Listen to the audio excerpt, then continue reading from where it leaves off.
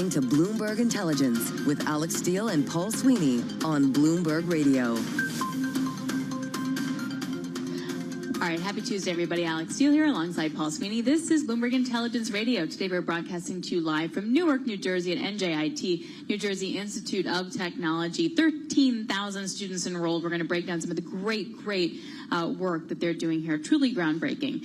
Within the market, all eyes, let's be honest, are on Tesla, reporting after the closing bell today. The treasurers of 8 U.S. states have written an open letter now to Tesla's board of directors expressing concern about the company's direction and Elon Musk's level of attention on all of these challenges. David Welsh is Bloomberg Detroit bureau chief joining us now. David, I don't think I've ever heard of something like this happening, where treasurers write to the board. Can you walk me through this? Yeah, so there's a lot of this is probably driven by his political leanings of late, and also look, there've been concerns about how much time Elon spends at Tesla for going back a long time now. Going back 5 years, and that was just when he had SpaceX and he had the Boring Company alongside Tesla. Now he has those. He's got Twitter, now called X, and he's spending a huge amount of his time running DOGE, or the Department of Government Efficiency, and trying to cut costs within the federal government. Whether or not you like that, that kind of work that he's doing in Washington, if you're a Tesla shareholder, if you've got Tesla facilities in your state, then you're wondering how much time he's actually spending there. And that's one of the things they said. He's dividing his attention across multiple companies and this advisory role with the government, and they're worried he's not fully engaged with the company itself. And investors have been kind of barking about this for a while now, and it's one of the pressure points on the stock for sure. Hey, David, aside from the Musk factor, which I acknowledge is huge and maybe as big or bigger for the company than any other company, what's the fundamentals here? What are the investors and analysts concerned about fundamentally here? Is it simply we don't know what the demand is for these cars going forward? What's kind of the fundamental issue aside from Musk? So one of the things Elon has always brought to this company, going back to its early days and certainly now, is if accountants or engineers tell him, well, this can't be done for the amount of money you want to spend and the time you want, he just wouldn't accept that answer. And he sort of willed into existence his fleet of pretty strong selling electric vehicles. And I think, so investors want to see a couple of things. Sales are down now, right? The Cybertruck has not been a hit. It's a niche vehicle. The other models are all stale. So investors want to see this Model 2 or affordable electric vehicle, and they also want to see the Cybercab, the self-driving Tesla.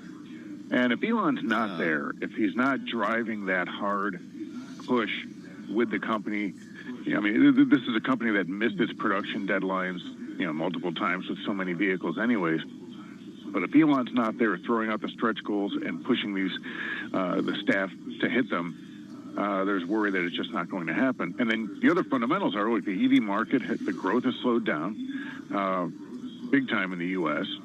And in this market and in the other markets, namely Europe and China, where Tesla competes, the competition's really fierce now. This wasn't a monopoly or an oligopoly for Tesla, depending on which market you're in. But you got BYD and the other Chinese companies there, and BYD competes in Europe and South America. You've got General Motors, Hyundai, Kia growing their EV sales in the U.S., and that's competition for Tesla. And you've got the European companies pushing hard in Europe, and you got a stale product line. So, investors want, and these are state pension funds we're talking about. Investors want to see that Elon is turning his eyes back to this company that's not growing and where the stock is in the tank. They can't yell at management if he's not in the seat. Well, if we're looking at progress on self-driving, then those cheaper cars, right? Why can't the current board and management do it without Musk? They can. It's just, Elon has been seen as the driving force behind those things. And I interviewed him many years ago when he was starting out, and he did a lot of things with Tesla vehicles that I know in conventional car companies, the long-standing automakers, the accountants and the engineers would say, no, I can't do it. It's too expensive. It's too hard. It takes too long. It's too tough to manufacture.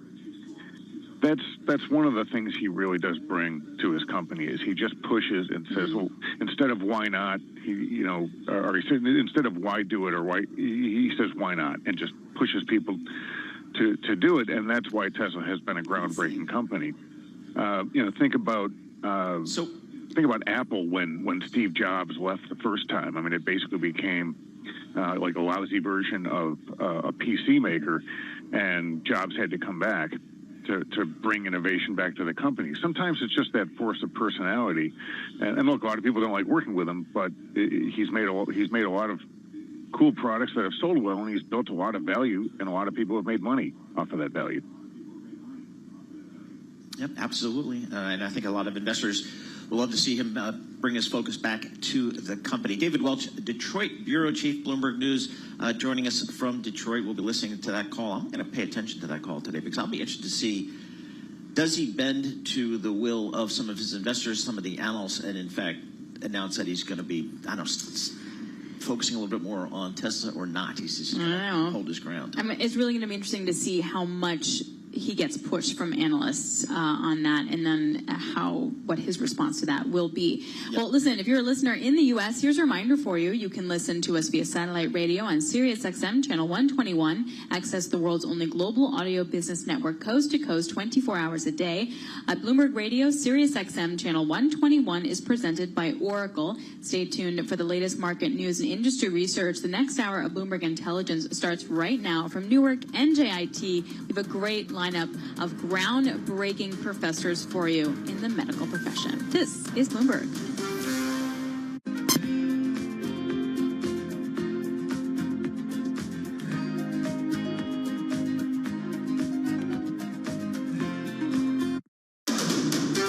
This is Bloomberg Intelligence with Alex Steele and Paul Sweeney. The real outperformance has been in U.S. corporate high yield. Are the companies lean enough? Have they trimmed all the fat? The semiconductor business is a really cyclical business. Breaking market headlines and corporate news from across the globe. Do investors like the M&A that we've seen? These are two big-time blue-chip companies. The window between the peak and cut changing super fast. Bloomberg Intelligence with Alex Steele and Paul Sweeney on Bloomberg Radio.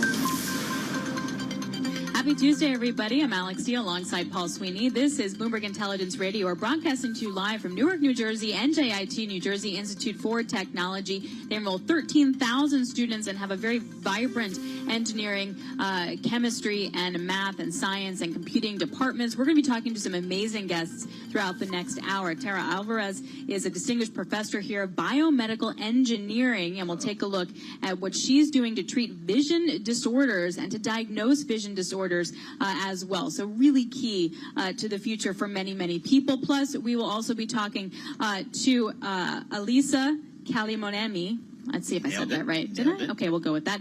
Assistant Professor of Biomedical Engineering. We'll also talk about brain stimulation. She's a brain stimulation scientist and what to do with that. Eric Fortune is also a professor here of biological sciences. He did some work in the rainforest, sort of mapping biodiversity by square kilometer. We're going to break that down. Plus, we're going to follow all the market action for you as we look at the rally underway here. Let's kick it all off for you right now with John Tucker with a Bloomberg Business Flash. John? All right, guys. After the sell-off yesterday, the major averages all up over 2%. It is a low-volume day. You have to keep that in mind.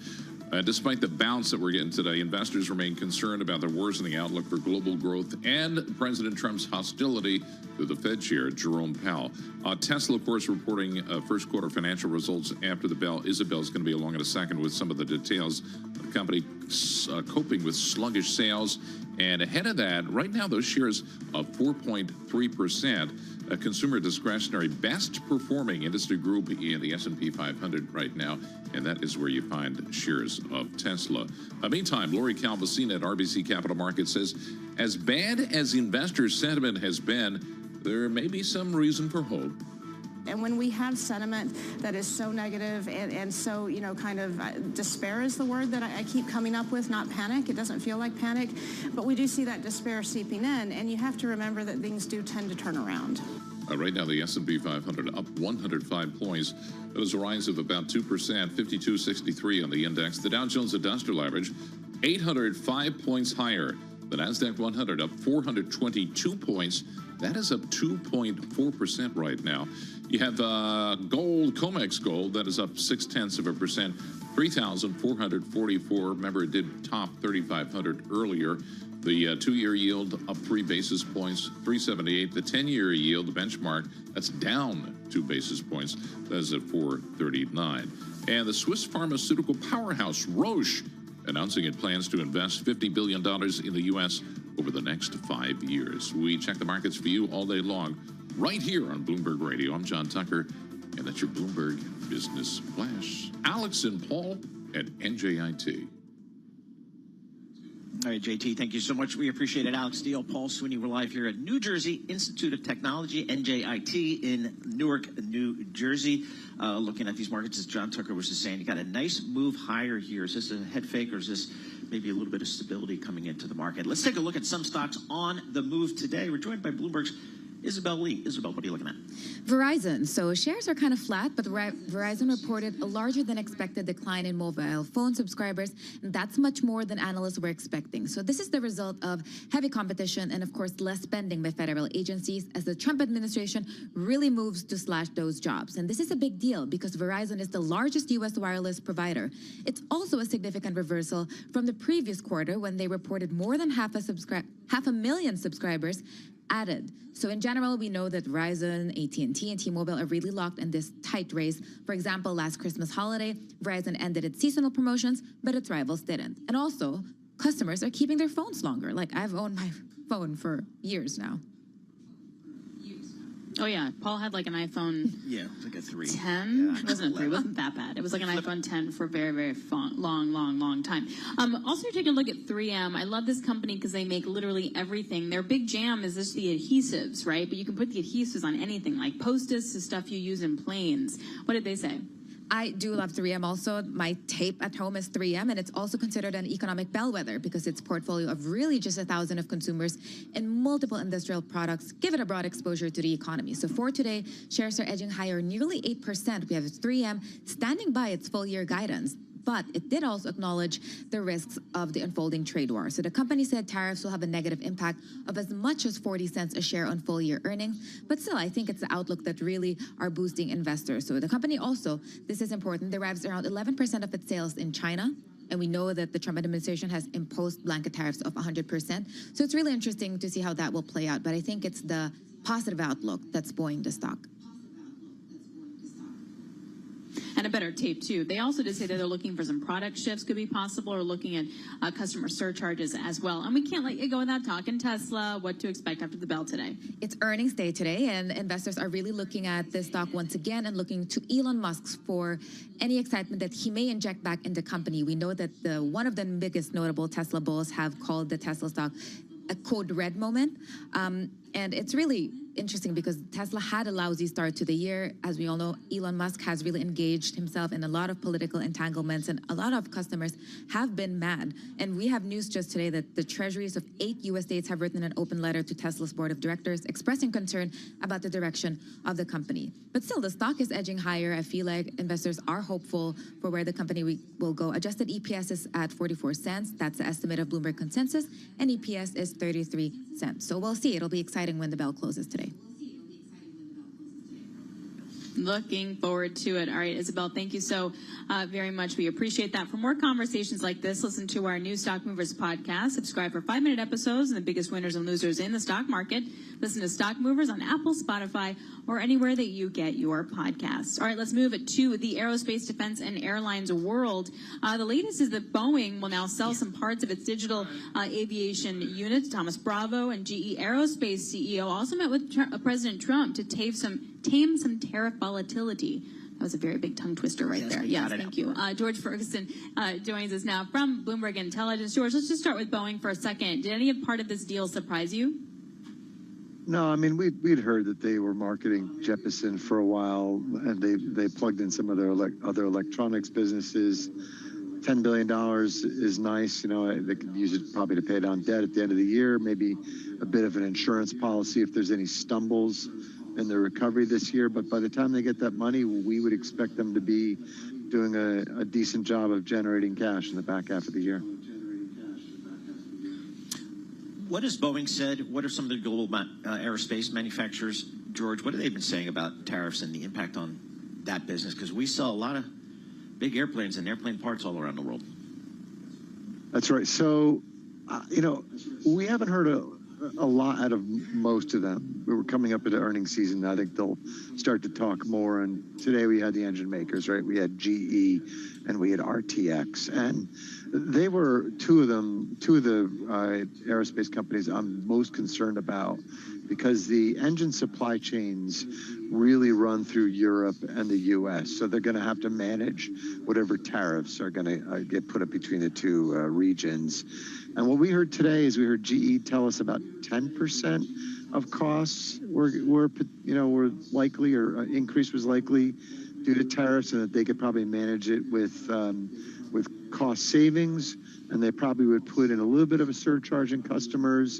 And RTX gave us a number that looked more like 2% on costs. So right now I'd say, look, you don't want to pay any tariffs. Those are manageable levels. Let's see what sort of the Boeings and Airbuses have to say, but I think you're going to find the biggest portion of their costs are going to be those engines that are subject to tariffs.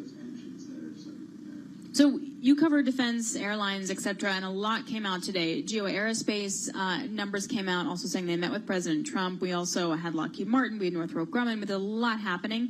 What was the biggest standout to you? What did you learn? Well, I think the tariffs were one of the bigger issues, right? But, RTX, I think, was a good example of, they really talked about increased demand for defense spending, especially out of Europe, and the desire for the Europeans to do more of it on their own. And they really stressed the fact that they have a bunch of partnerships for selling their products in Europe, and they thought that would protect them. And plus their air defense systems are well-developed, battle-tested, so it'd be hard to sort of, for people to develop around them, develop as capable a product, in short order. And so even though I think there's this push globally to want to do more yourself, especially in defense, it's hard to do in short order. And so I think the U.S. companies still have a good positioning for increased defense spend. So, George, on that end, roughly what percentage of global defense manufacturing comes from U.S. companies like the Lockheeds of the world? I mean, it's a lot, right? And you want a number, so I'm just going to have to give you a number that's more general, I guess. Big. That's a lot. Yep. Europe is really up and coming, I think, in their defense business. So if France is going to have to step up its spending, Europe's going to have to step up the spending. That just means they're buying more stuff from Lockheed and Boeing and that kind of thing, right?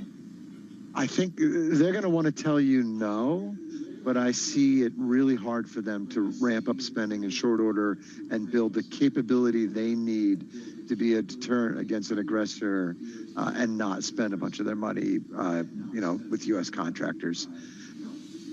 Plus, the business is very related. George, great stuff as always. Yep, absolutely. So we'll stay on top of that. Again, we had some big of the aerospace companies reporting numbers today, so we'll stay on top of that. That's what George does for a living. George Ferguson, Senior Aerospace, Defense, and Airlines Analyst for Bloomberg Intelligence. The peak of his career was graduating from Penn State. All downhill. Wow, it's harsh. That. All right, let's talk to our next guest here, Tara Alvarez, NJIT, Distinguished Professor of Biomedical Engineering, talking about treating vision disorders. I've had a vision disorder since 6th grade. I've had glasses.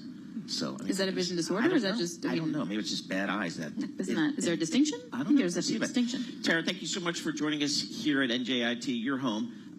Talk to us about the work you're doing. What are you looking at? What's the vision disorders that you guys are looking at? Thanks so much for having me. And you're right. Glasses is what most people think of when they think about an eye disorder. And if you can imagine, it's very difficult to know what clear vision looks like unless you've been fitted for your first pair of glasses. My expertise is in how the brain brings visual information into the brain, which is the idea of using the eyes as a team to get the information into the brain. And if you don't do that well, you might not even realize you have it, but it can result in problems when doing near work, such as reading, working on your phone, working on computers. And vision therapy works quite well for this condition known as convergence insufficiency, which is the inability of the eyes to work well as a team. How do you fix that, I guess? Or how do you find it, and then how do you fix it? Great questions. So vision therapy, which is basically like a form of physical or occupational therapy for your eyes, strengthens the eye muscles and the communication between the brain and the eyes. My work has been funded mostly through the National Institutes of Health, which is very critical in funding research that has direct impact to our society. You can find this by going to an eye doctor, so an optometrist or an ophthalmologist, and they can do an exam. But most people don't even know that they have it, so they don't even realize that this is a problem. So typical problems people can have is they get headaches while reading, they feel like they read slowly, they get blurry vision, double vision, and it takes them much longer. So it's not that they have a cognitive or a problem in learning, it's that they're struggling to get the visual information into the brain. How common is this affliction or this issue? So depending on how you do the diagnosis, it's present in between 4 and 12%, so you can say roughly 8% of the population. You mentioned the funding. What's your level of confidence that funding for this kind of study will stay? I'm unclear right now. So right now we have I'm on my second randomized clinical trial where we're concentrating on concussions because we have the CDC released in December of 24 that concussion costs is about $40 billion a year. And if you have had a concussion, especially multiple concussions, you can develop persistent post-concussive symptoms. And out of that population, about half of them have this convergence insufficiency, which is that teaming problem of the eyes. So it is quite common. It's very impactful. My program officer at the National Eye Institute within the National Institutes of Health is extremely excited about our work. And in the past administration, I would have much more confidence that we would have funding to continue this very important work. But it is something I have a lot of concerns about right now. How often do you get funded, or how often do most researchers get funded? Is this an annual thing? So typically, you get what's called an R01, which is 5 years of funding, and you are reviewed every year. Okay.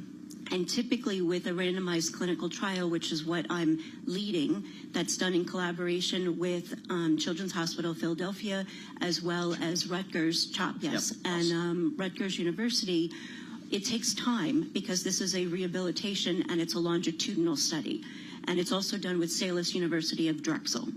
So it's not something that happens overnight. It takes time to acquire this data, but it's really critical because the knowledge that I'm gaining from this study has been patented, where NJIT holds the patents, and that led to our startup company, Ocular Motor Technologies. And the key reason I became a biomedical engineer is I want to have a positive impact on others, specifically in the healthcare sector. And it's my children that actually inspired the core technology of our company, which is the idea of trying to do the therapy that works very well, but is incredibly boring. So if you can put the therapy in a virtual reality headset and make it into a game, if you have a child, and mine are almost all grown now, but it's not difficult to get a kid to play a VR game. And in essence, we are sugarcoating the therapy, and they think they're having fun, but in actuality, it's sugarcoating a ton of science to get those eyes to work better together. It's like when I put kale in the oven. Correct. Yeah, it's along those kind better. of lines. Exactly. So what is the exit strategy for the startup? And did you get outside funding at the same time? So we have been funded through the NSF, through SBIR, which is the Small Business Investigator Grants. We've had both phase 1 and phase 2, and we also participated in an NJIT I-Core program, and we did a national version of I-Core, which is basically teaching professors how to create and translate their science out of the lab and to have a positive impact. Amazing. We have to leave it there. I'm sorry. We're up That's against the fine. clock. No, don't leave yet, quite yet. Okay. Thank you so much. We really appreciate Tara Alvarez, NJIT Distinguished Professor of Biomedical Engineering, joining us here at NJIT. I love hearing about all the variety of work. It is truly, truly amazing. All right, we have much more coming up here on Bloomberg Intelligence. Chow Yan, NJIT alumnus, will be joining us.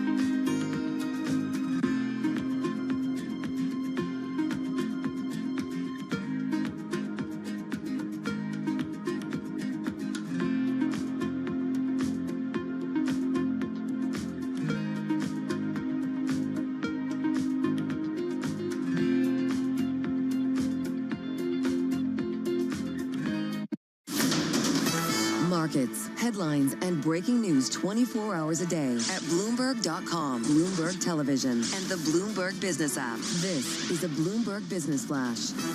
And I'm John Tucker in the Bloomberg Newsroom with this Bloomberg Business Flash. After Monday's plunge, a measure of calm has settled in. The major averages right now all up over 2%, although the trading volume, I have to point out, that is lower today. What sent stocks plummeting yesterday, President Trump's hostility toward the Fed Chair Jerome Powell. We haven't heard anything new on that front today. The big tech stocks leading equity gauges higher. Traders gearing up for earnings from Tesla, and that comes after the close of regular trading today. Traders also on edge continue to seek haven assets, so that pushed gold to a record high past $3,500 earlier today. Right now, the S&P 500 up 114 points. This is a rise of 2.2%. We're at 52.72 on the index. The Dow Jones Industrial Average up 833 points. And right now, the NASDAQ 100, 454 points higher, and that is up 2.6%. Among some of the individual movers, 3M shares rising over 7%. After it stood by its full-year financial guidance while acknowledging new risks from the trade war. And we check the markets for you all day long right here on Bloomberg Radio. I'm John Tucker, and that's your Bloomberg Business Flash. Now back to NJIT, Alex and Paul. John Tucker, thank you so much. We appreciate that. Alex Steele, Paul Sweeney, live here in our Actually, we are live here at NJIT, Muscle New memory's Jersey real. Institute of Technology in Newark, New Jersey, talking with a lot of the smart professors here about some of the groundbreaking technologies and research they are working on. Also looking at the stock market, we've got earnings right smack in the middle of earnings season. Verizon reported today. I'm a Verizon wireless customer. So far, so good. Lost some subscribers here, a little bit more than expected. The stock's kind of flat today. It's up about 7% year to date. We want to check in with John Butler, who covers all the telecom stocks for Bloomberg Intelligence. John, talk to us about Verizon. What do we see in their earnings release today? Morning, Paul. Thanks for having me. And you're spot on. What happened is the net new smartphone subscriber additions were a little bit light. That is the one metric that the street really uses for every telecom to sort of gauge the health of the business. I think in this case with Verizon, the losses were confined to early in the year when we had some promotional spillover from the holidays, and they also instituted a price hike on some of the legacy plans. So I think there was a lot of chop and noise early in the quarter, and a lot of that seemed to correct as the quarter progressed, particularly in March and April. So for the year, my call is I think we're still in good shape here. But again, we had a slow start to the year. There's no denying that. Are we seeing customers go where? Like, are they losing customers to competitors, or are they just not signing up more people? Yeah, it's a good question, Alex. I mean, it's a very competitive market now with the cable operators getting much more adept at marketing wireless. They've been in the business now for years, and they continue to get better. And I think the one carrier that does a tremendous job of adding new subscribers and in particular attracting subs away from rivals is T-Mobile. And they report on Thursday night, so I can't really speak to their first quarter. But if after they report, it becomes evident that they were sort of the culprit in stealing share, it would not surprise me. John, you mentioned the cable operators. It would seem to me that their bundle of video, landline, broadband, wireless, that bundle's pretty attractive. How does Verizon compete against that? So one thing Verizon has always done well, I think, is sort of present themselves as the premier brand, the one with the best coverage nationwide. If you're one of those people like me and you always want bars, they are the go-to carrier. They've also countered, Paul, with doing a lot of bundling themselves. The broadband base is getting a lot larger. But in particular, they're bundling in attractively priced content. And, with streaming continuing to grow here, being able to get a good deal on the major streaming services is attractive to a lot of people. So I think that's really helped Verizon here. And as that broadband base continues to expand, they're only going to get better and be in a better position, I should say, at countering that bundling offer coming from cable. John, real quick before you let you go, if the iPhone suddenly costs like double because of tariffs, and I'm ballparking it here, is the onus going to be on Verizon and the carriers? So that's a top question on the call, Alex, and their answer to analysts was, look, we're going to pass along any price increases to the consumer, but keep in mind that people are financing their devices over 36 months. So even with a $1,000 increase, the sticker shock is really muted by that sort of long duration payback on the part of subscribers. All right, John, thank you so much. We appreciate that. John Butler covers all the telecom stocks for Bloomberg Intelligence with Verizon, out with some earnings just yet today. Right now, we're going to get back to some of our speakers here at NJIT. Chao Yan, NJIT alumnus, and he's co-founder and CEO of Princeton New Energy, which is a global leader in lithium-ion battery direct recycling. All John, right. I know. That's what I'm talking about. I learned from he's now 29-year-old engineer son. Back when he was like 12, he explained to me these lithium-ion batteries that were powering his little remote control cars, how serious you have to handle them. You can't just throw them away. And he was 12, and he was schooling me there. So I know this thing. Chao, talk to us about your company. What are you guys trying to do here? Because these batteries are everywhere now. Yeah, so Princeton New Energy, we have a great technology and using plasma to recycle lithium-ion battery with much lower cost, roughly 40-50% lower than the traditional recycling technology, and also much more cleaner compared with the traditional lead-acid leaching process. So that's why recycling technology we need in the U.S. is cleaner and cheaper. So talk about the supply chain for the battery. The biggest problem for the U.S. right now is that the EV is still too expensive. So how we can reduce the cost for the EV is important. So there's more than half of the cost inside the battery, which is they call the cathode active materials. So for direct recycling, our technology is to direct extract those cathode active materials outside from the old batteries that you can reuse.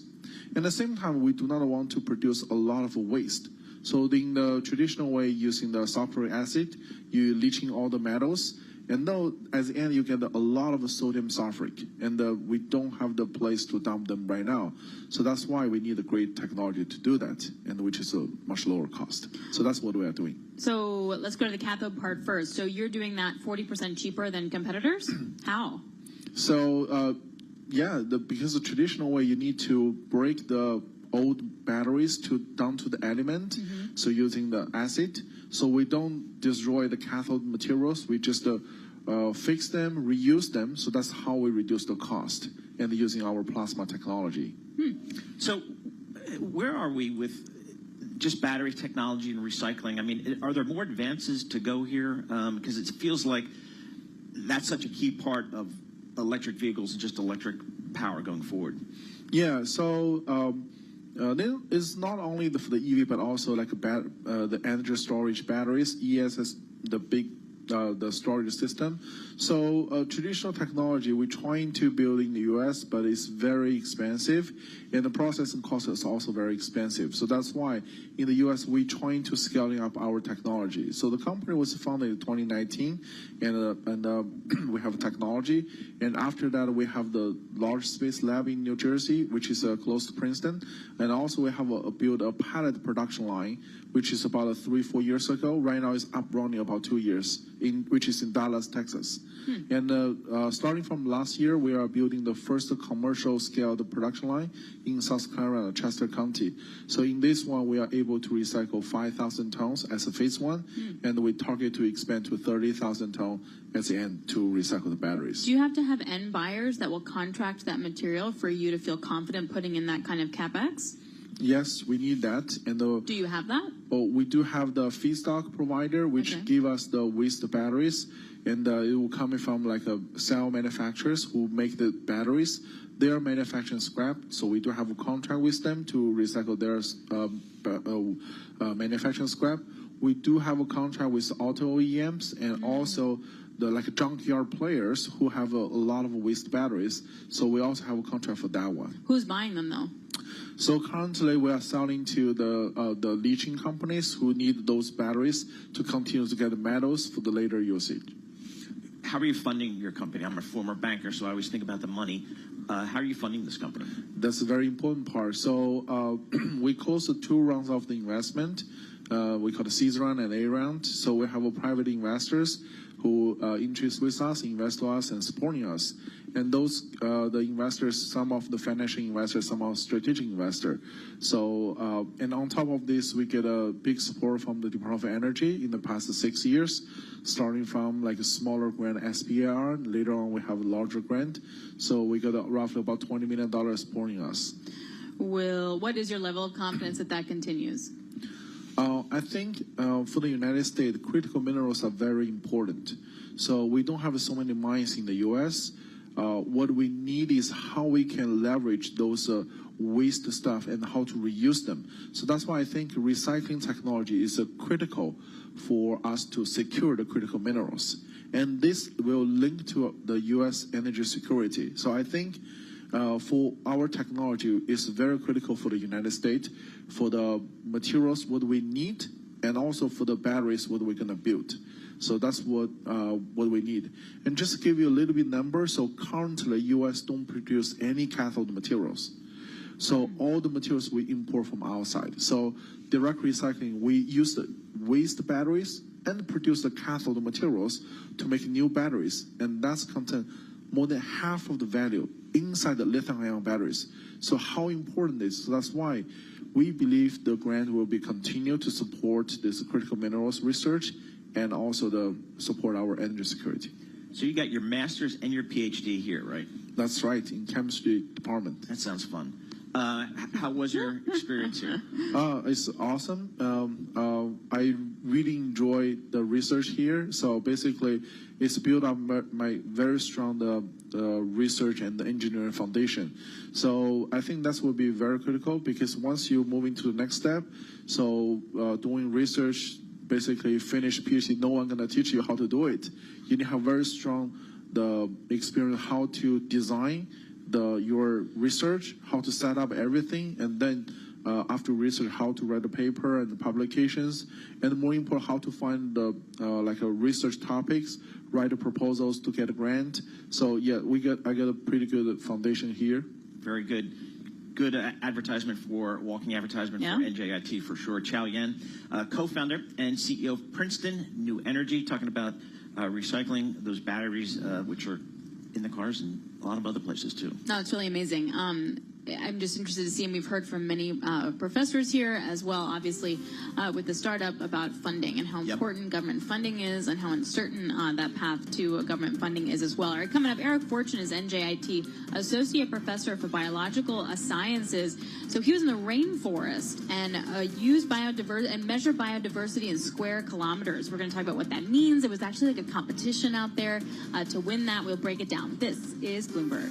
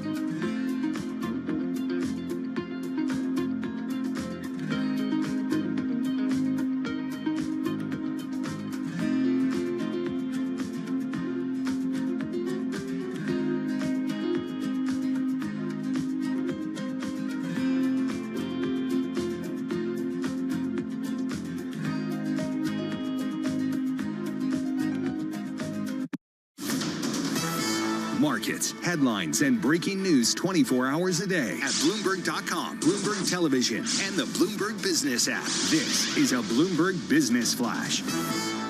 And I'm John Tucker in the Bloomberg Newsroom with this Bloomberg Business Flash. Right now, the major stock averages all higher, up over 2%. And then you have all 11 major industry groups in the S&P 500.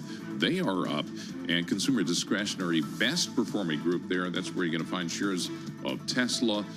They're up close to 5% as they get ready to report earnings after the close of regular trading today. Still, trade war worries, they haven't gone away, and investors still worried over President Trump's threats aimed at the Fed Chair, Jerome Powell. Kathy Bostjancic at Nationwide says they have lowered their growth forecast for the U.S. economy. We're waiting to see what comes of the trade deals and the negotiations, and of course incoming data to see if we need to make any further adjustments. If you look at our unemployment and other measures, we kind of technically have a mild recession in our forecast. Kimberly Clark reporting quarterly organic sales. They disappointed, said the company faces about $300 million in incremental costs because of tariffs. Danaher climbing after the life sciences firm reported quarterly profit. They beat estimates, and the parade of earnings continues. Northrop Grumman cutting its adjusted earnings per share guidance for the full year. The guidance missing the average analyst estimate. You have Danaher shares, they're up close to 6%. Kimberly Clark shares, they are down 2%. And Northrop Grumman shares, they are lower right now. Overall, the S&P 500 up 102 points. That's a rise of 2%.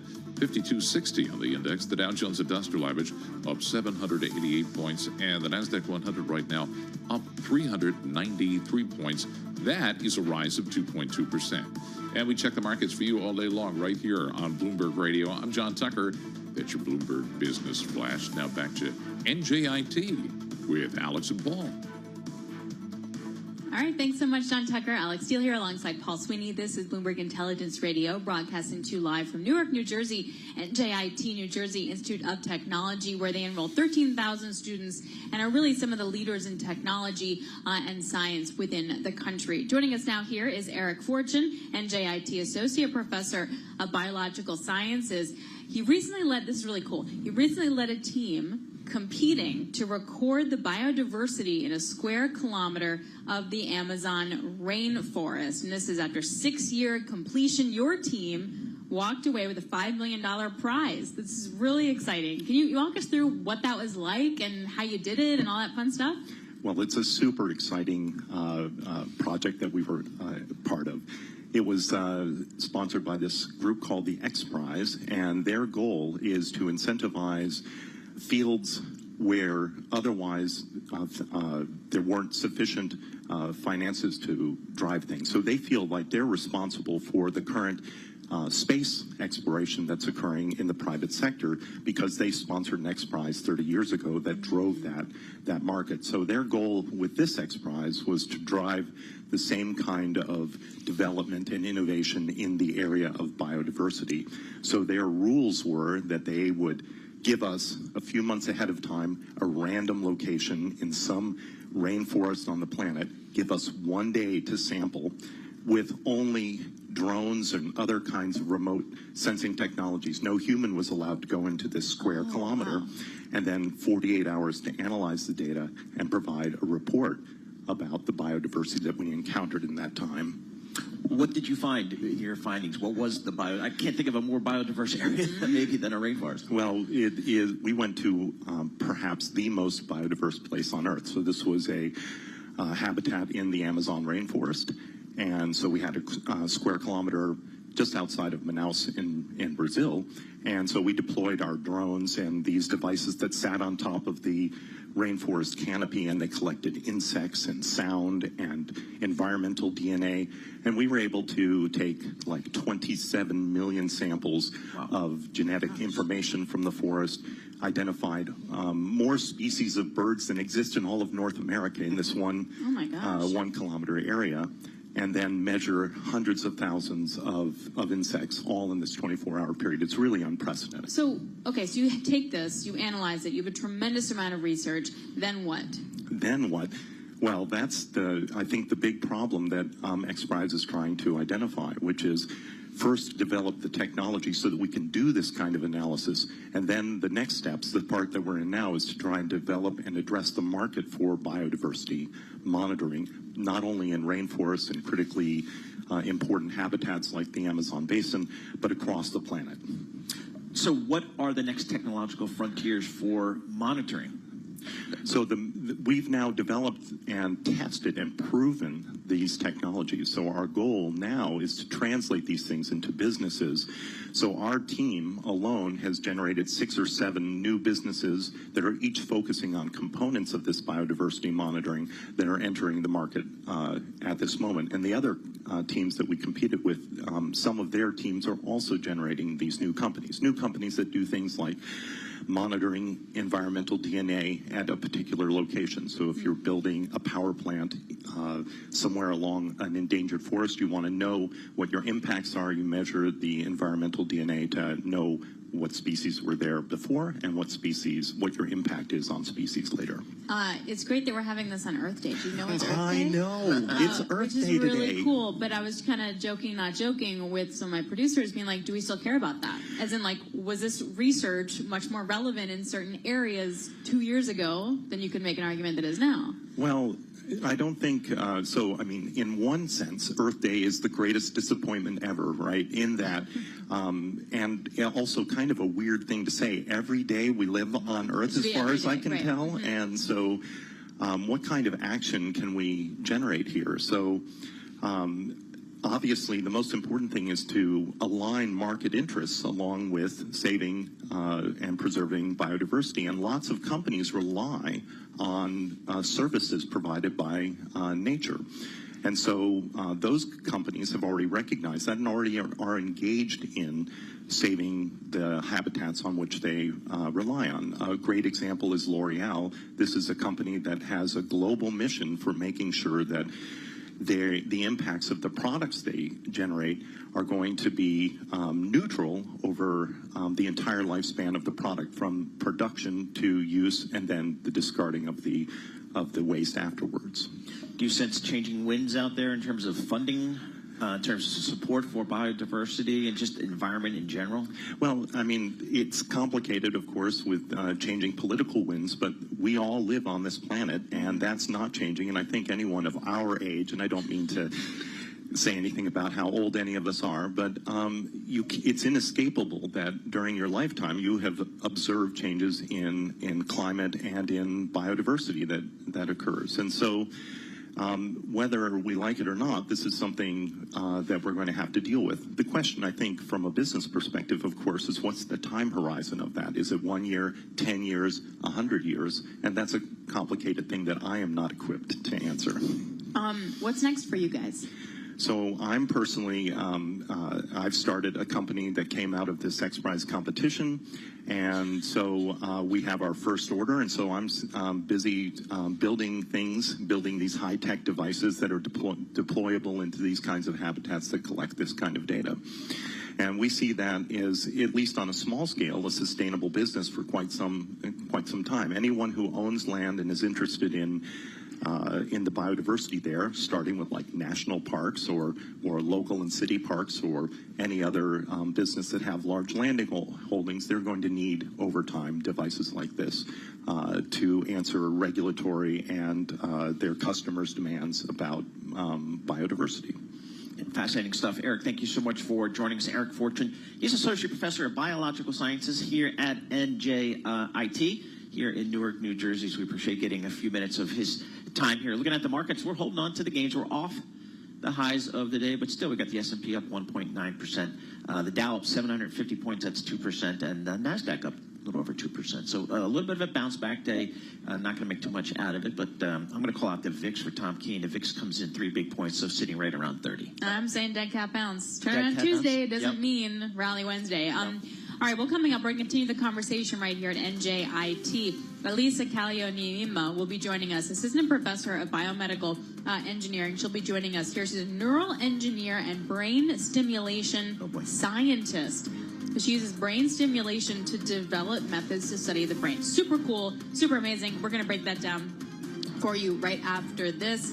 Happy Tuesday from Newark, New Jersey. This is Bloomberg Intelligence.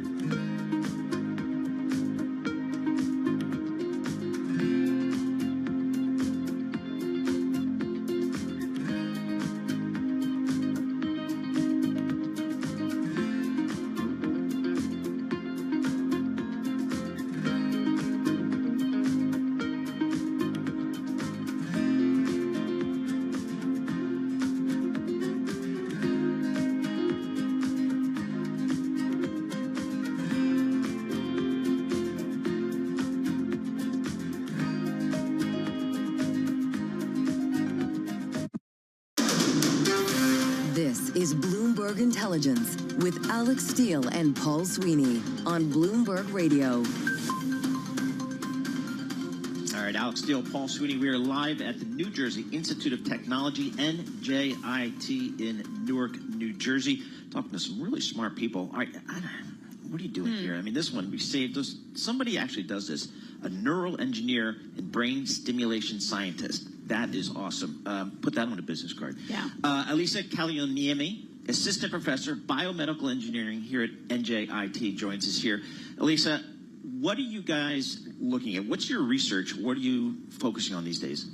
Yeah, so the biggest question in my research is trying to understand how to modulate the brain safely and precisely. So we already know that several brain disorders have like abnormal brain activities, but we don't know what causes them and kind of like how can we normalize them.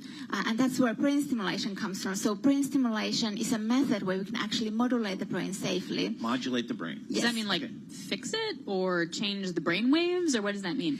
So basically it's kind of like the radio. So like with the radio you can fine tune things. Okay. So with this one we are applying these like small energy pulses to the brain that are totally safe, and these energy pulses are able to change your brain activity.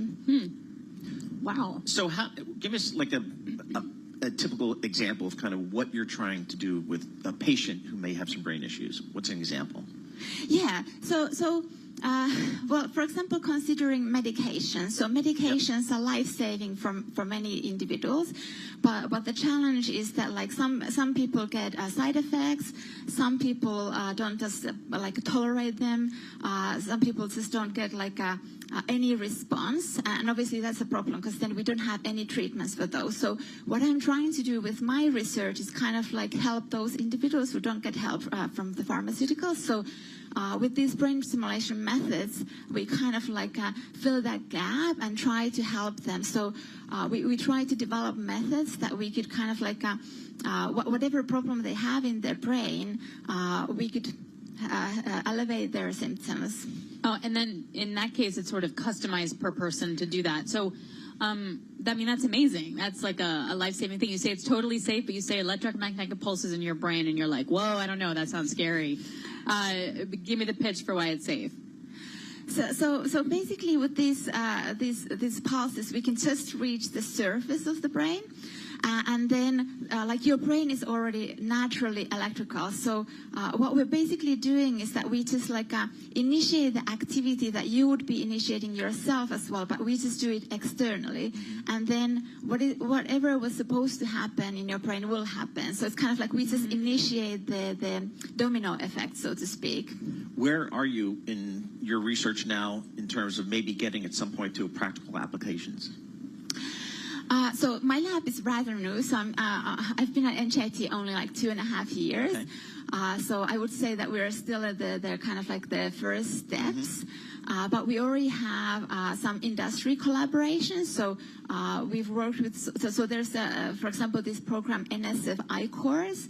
So that's a program where we collaborate with industry and then kind of like try to kind of like get an idea of where we could help with our research. So I've had a couple of student teams done that. But basically like everything that we do, the end goal is to help patients. So somehow, because this is electricity, so obviously like that's where the engineering comes from. But like in addition, obviously we have to understand other fields like neuroscience and clinical things. But like from my lab's perspective, we're trying to kind of like provide the engineering perspective. So what do you need to do, or what can we do through an engineer's perspective to model, like kind of like improve these methods? So this could be you could commercialize what you're doing. So this technology is already commercialized. Okay. So it is. So basically, this was invented about 30 years ago. So there are several companies. I believe currently there's like 13 different companies that are developing these methods, and there are FDA-approved treatments. So why we still need research is because like we have this problem that like we know that this works, but we don't really understand the interaction between the brain and the electricity that well. So, okay, we know that it works in this one individual, but then like how do we modify to the second individual? That's the mystery. So we're trying to kind of like find out that what is the, like, what do we have to do? Like, what do we have to change? So currently it's FDA approved for things like depression, OCD, so obsessive compulsive disorder, and migraines with auras, but everything's like one size fits all.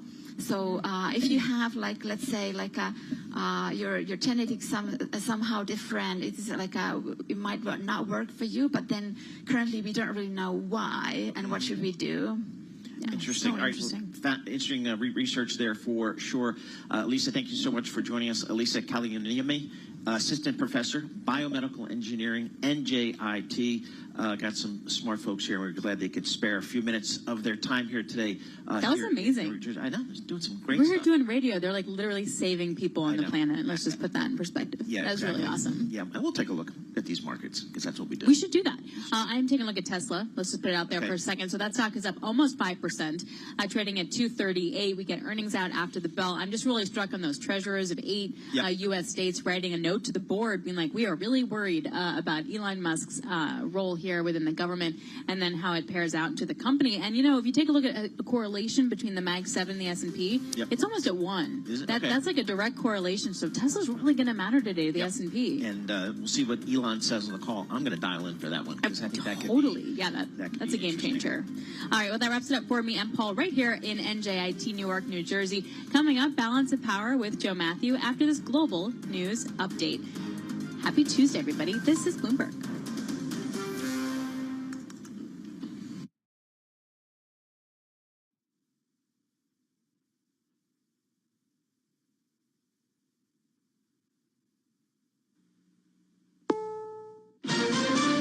This is CBS News on the Hour, sponsored by Steel. I'm Peter King. Pope Francis's body will lie in state at St. Peter's Basilica beginning tomorrow, with the public paying tribute until Saturday's funeral. Reporter Austin Ivory is at the Vatican. For the next 3 days, we're going to have remarkable scenes of people pouring in from across the world to pay their respects. So it's a moment to give back the love that people feel that they've received from him. And that moment, of course, will culminate on Saturday with the funeral, which will be a very solemn and very powerful moment, marking the transition. The Supreme Court is hearing arguments in the case of 3 Maryland families who wanted to pull their kids from school programs because their portrayal of LGBTQ people went against their religious beliefs. Maryland Deputy Solicitor General Sarah Harris says it's a case of government overreach. When the government forces people to choose between violating sincerely held religious beliefs or forgoing a public benefit, that burdens religious exercise. The Montgomery County School Board maintains it's done nothing wrong. A new International Monetary Fund report predicts inflation to rise by 2.5% globally, nearly 3% in the U.S. Economist Diane Swank. We've got a major downward revision by the IMF because the effects of tariffs, the size, the speed, and the sequencing of tariffs. Vice President Vance is in India promoting trade with the U.S. based on fairness and shared interests. We want to do commerce and strike good deals with our friends. We want to found our vision of the future upon the proud recognition of our heritage rather than self-loathing and fear. The Trump administration's actions to deport foreign national students have a major university issuing a warning to theirs. CBS's Jim Krasula. Duke University has sent out a notice advising its international students not to travel outside the U.S. over the summer break. The university says the advice applies to legal permanent residents and green card holders. Duke says students who must travel internationally should talk to the school's visa services liaison or contact an immigration lawyer. The Anti-Defamation League says the number of anti-Semitic incidents in the United States reached a record high last year. The report showing 58% of more than 9,000 incidents related to Israel. It's the first time Israel-related incidents have made up more than half the total in the group's 46-year history of those reports. HHS head Robert Kennedy Jr. is expected to announce a plan to phase out 8 commonly used chemical-based food dyes this afternoon. Well, on Wall Street yesterday, the Dow lost more than 1,000 points. Right now, it's up more than 1,000. This is CBS News.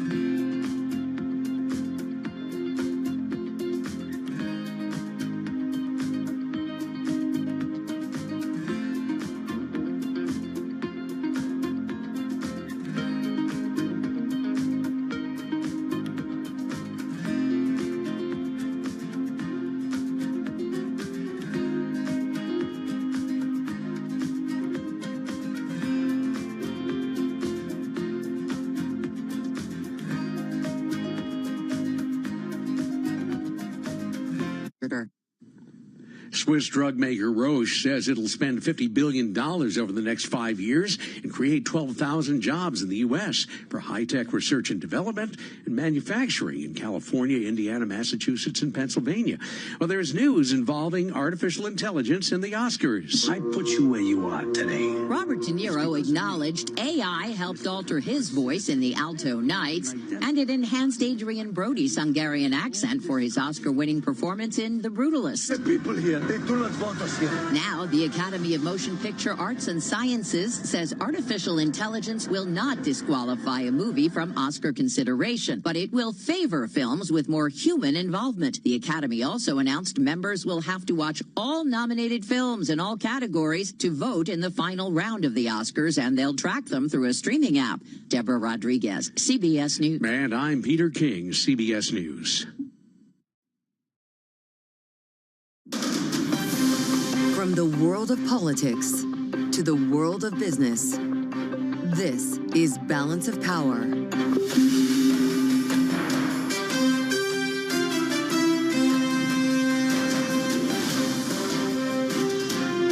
Live from Washington, D.C.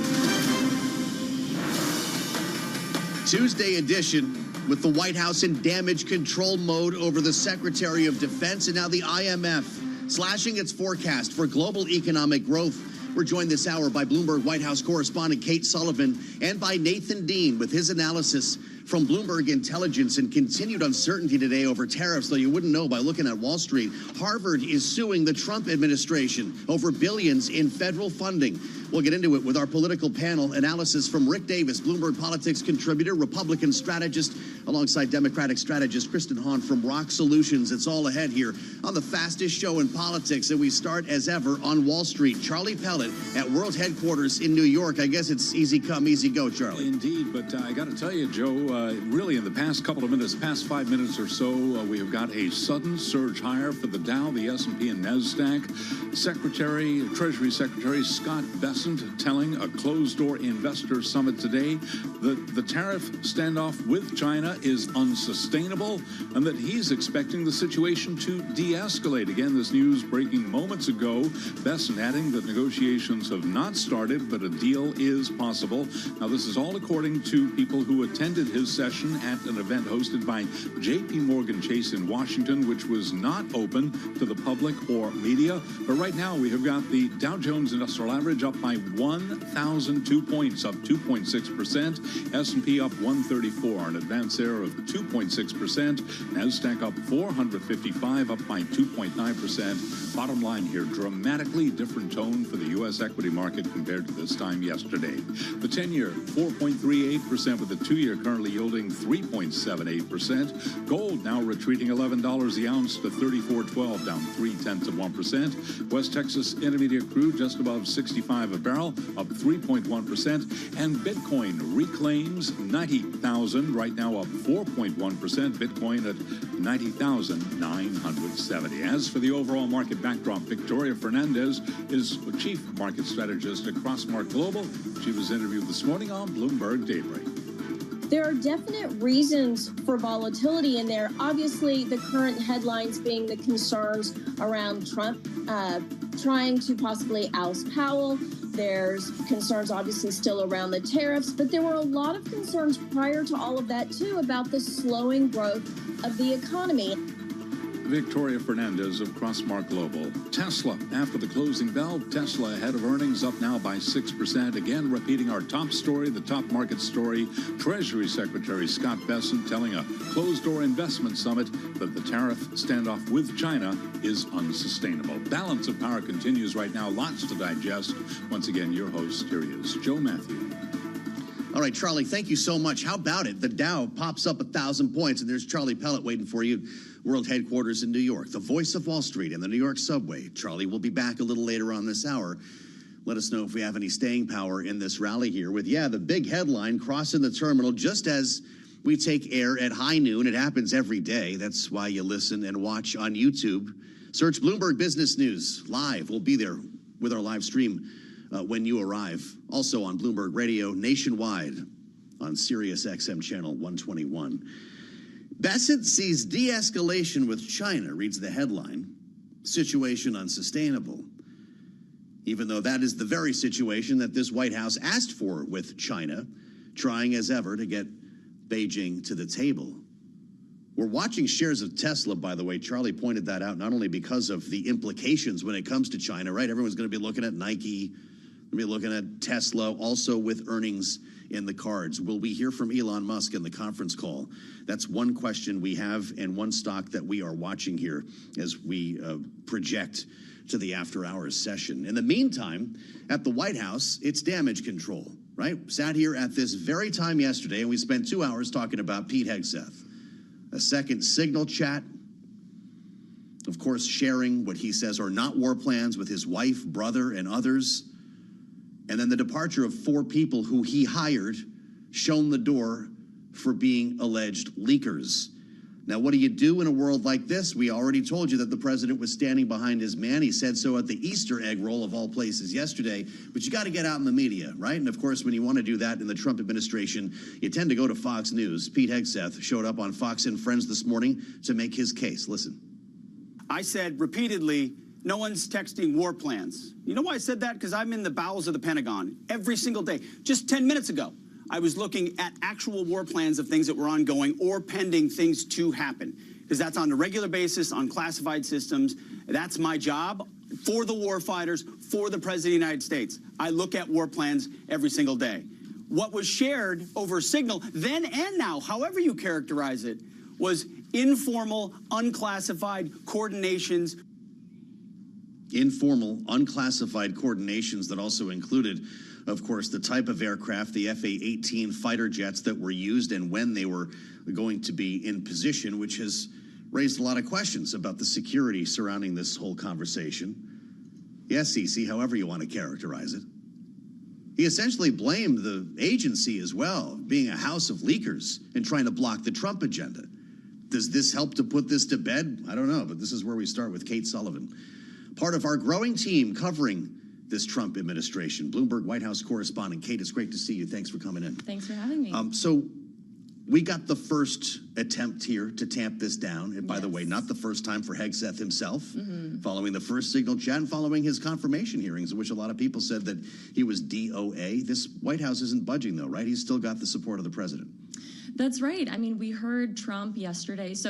And with Trump, right, he's firmly behind you until he's not. Okay. So we will see how this plays out. But for right now, we definitely are hearing Trump and the White House stand behind him. I think also it's important to remember how much political capital the president spent on getting Hegseth confirmed. I think that's a factor here as we're sort of looking at this, because the Hegseth confirmation battle was the hardest one, and it's the one that Trump really got personally involved with, and he spent a lot of his own, capital and influence on this. So I think having Hegseth leave just a few months into the administration would be sort of a admission that there was a mistake there, which is not something we see very often from the president. Not on brand for Donald Trump. We're not even at 100 days yet, right? We're about 91 days, I think, is today. 100 days. He doesn't want that headline. Didn't get through the first 100 days. You wonder if that milestone means something to him, but it also could weaken Pete Hegseth in the long term, internally, could it not? Yes, and I think we're seeing the Pentagon right now really in turmoil.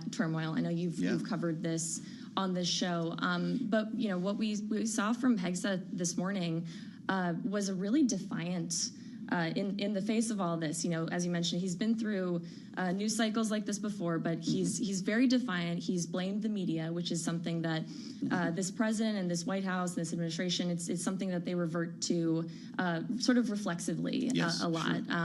I will say that as watching those clips from this morning, it is interesting. He did not deny the existence of the chat. I'm glad you mentioned this. Yes, I was going to say he did not deny the existence of it. Called it old news, so apparently he thought we already knew about it. Right, and so and it was shared with his brother and his wife, among other people, sensitive information. He says that it was unclassified, and I think also it's the venue for where he did this defiant sort of as he's defending himself. I also just want to note that, he went on Fox and Friends on Fox. Hegseth is a former Fox News host. Yes, he was appearing with his colleagues. That's right. He not only was a Fox host, but he was a former Fox and Friends weekend host. So it's a very friendly format in the for franchise. him. Well, Brian Kilmeade, who did this interview at one point, referred to how difficult it is. You're trying to just keep the world under control, and we know what a hard job that is. So they clearly wanted him to have a friendly environment. That's right. That's right. You wonder if he advanced the story at all here, because you're right. He acknowledged essentially that this was real, that this signal chat was true. He did not deny it. He also made reference to media coordination. Was he preparing to send you coordinates on this? What was that a reference to? I believe, there's this sense, and you heard Caroline Levitt say this too, that the way they're framing this, the way the White House is framing this, is that there's a lot of opposition within the Pentagon to Hegseth himself, and they're trying to say, there are people there who are just working against and trying to sabotage Hegseth. Hegseth mentioned in the interview this morning this investigation that they're doing on the leaks. We saw the senior aides depart in recent days, and he's also it was interesting to me. He was trying to really distance himself from those people, but some of the and saying, just that these as if they weren't close to him at all. But some of these people have been in his orbit, have been close advisors to him for a long time. So that was interesting to me. But overall, just this sense of, everything is sort of the deep state, as Trump likes to talk about, and that there's this sort of overarching effort to undermine his efforts personally. The calls coming from inside the house, even though he brought in the 4 people who were fired last week. Yes, yeah. Who we talked about quite a bit yesterday. And by the way, we understand there could be more. This John Elliott, who was shown the door, or found the door himself, depending on who you ask. If he wasn't in charge, he wasn't going to do anything in the press office. He says there are more bombshells to follow. So we'll park that for a minute. The fact of the matter is, Kate, this has taken our eye off the ball on tariffs and a lot of the other stories that you've been covering at the White House. The president does have an event. It's set for 4 o'clock. The new SEC chair. Will you think he'll make some news? Does he want to bring the press pool in? I mean, this happens every day, right? You go to work, it says closed press, then all of a sudden you're in the Oval Office. That actually happened to me on Friday. Dr. Oz's swearing in was supposed to be closed press, and then they opened it up, and it was actually a great opportunity to ask Trump. Whenever they do open it up and whenever you do bring reporters into the Oval Office, it's a really important opportunity to ask the president questions directly. Yeah, tends to move the markets on a lot of days as well. That's exactly right. And so, I'm not sure about later today exactly what's going to come out of that, but if there are opportunities for questions, or if there are reporters in the room, or even if we're just waiting for a readout, I think definitely there could be. This is the life of a White House correspondent. You're hearing about it in real time. We only have a minute left, Kate. There was news from the White House of the president, in fact, on Truth Social, had a phone call with Benjamin Netanyahu. Will Israel be the first country to cut a deal on tariffs? We don't know is the short answer, but I think Netanyahu, made a big show to come in person to talk to Trump. I think a lot of people in Israel, a lot of officials were really surprised by that 17% tariff. I think that they thought that because of some of the overtures that they had made and some of the, how they'd been handling this, that it wouldn't be quite so high. So the White House has said that they are actively considering, on paper, proposals from 15 different nations. And so we will see if Israel is one of the first, or if they do some kind of a batch of them. But we're not sure yet. Need to go to Rome first. The president will be attending the papal funeral on Saturday. Kate Sullivan, thank you so much for being with us. Bloomberg White House correspondent. Don't be a stranger. This conversation isn't going to end anytime soon. Stay with us. Nathan Dean is on the way in next from Bloomberg Intelligence right here on the fastest show in politics.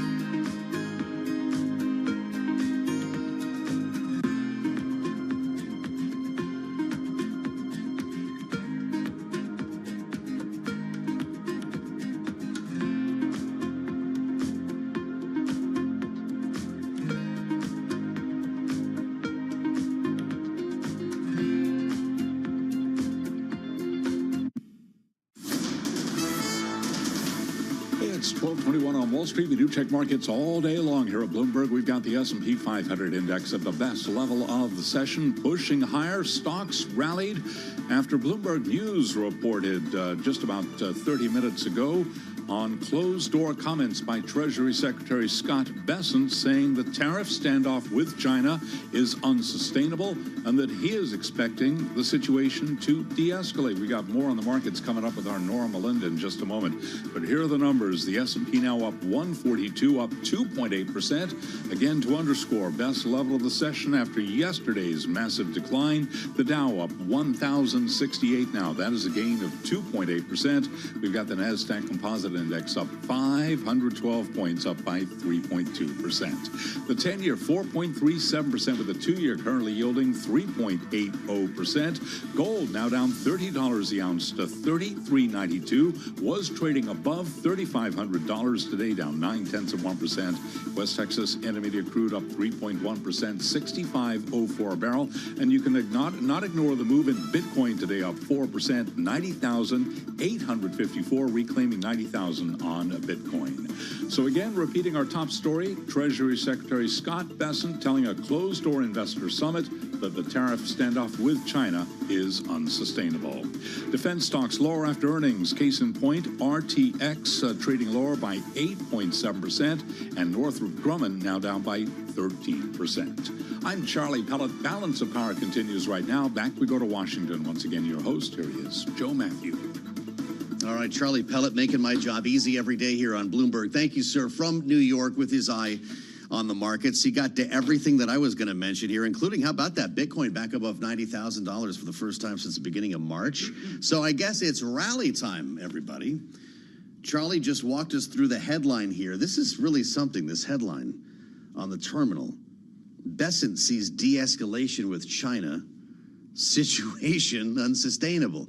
I thought the tariffs were unsustainable, which is why we got into this situation. Maybe Nora can help us figure this out. Also with us from World Headquarters in New York, Nora Melinda, Bloomberg stock market reporter, specializes in defense. So we're going to connect the dots here. Nora, it's great to see you.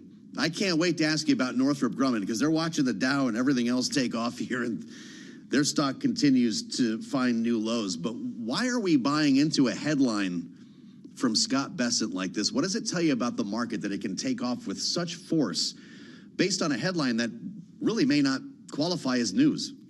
Right, Joe. I mean, people are really looking for any news to really push the market higher. I mean, after seeing so many different headlines that have driven a lot of these markets into the red pretty deeply, this is some welcome green across the screen. As you mentioned, I'm seeing the S&P 500, Dow Jones Industrial Average, and the NASDAQ all pushing higher. We've got the NASDAQ up more than 3%. And of course, we know we have Tesla earnings after the close that people really have their eyes on. But it's these words from Scott Bessent that are really driving the rally as we're looking at the stocks this afternoon, saying de-escalations with China over tariff tensions. They're saying that the situation is unsustainable. So, of course, these are words where we're in a moment where investors are really clinging on to every word that they hear, and they're looking for any sense of certainty about the path forward when we're in a very uncertain space right now.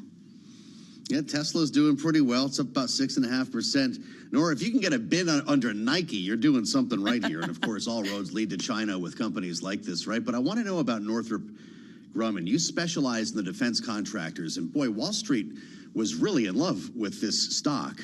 It was resisting a lot of the selling that we saw recently to continue near new all-time highs. And here we are this afternoon, down 13%, right, following a big drop in earnings. And we heard from RTX, Lockheed as well. So we've got the big three here, and we're putting them together to tell kind of a tough story. I know they had a charge on the B-21 program, but Nora, they're worried about tariffs in the defense business. 100%. As you mentioned, we are seeing Northrop really taking it to the chin today, down double-digit losses, more than 10% right now. It's the worst performing stock by a percentage basis in the S&P 500 today.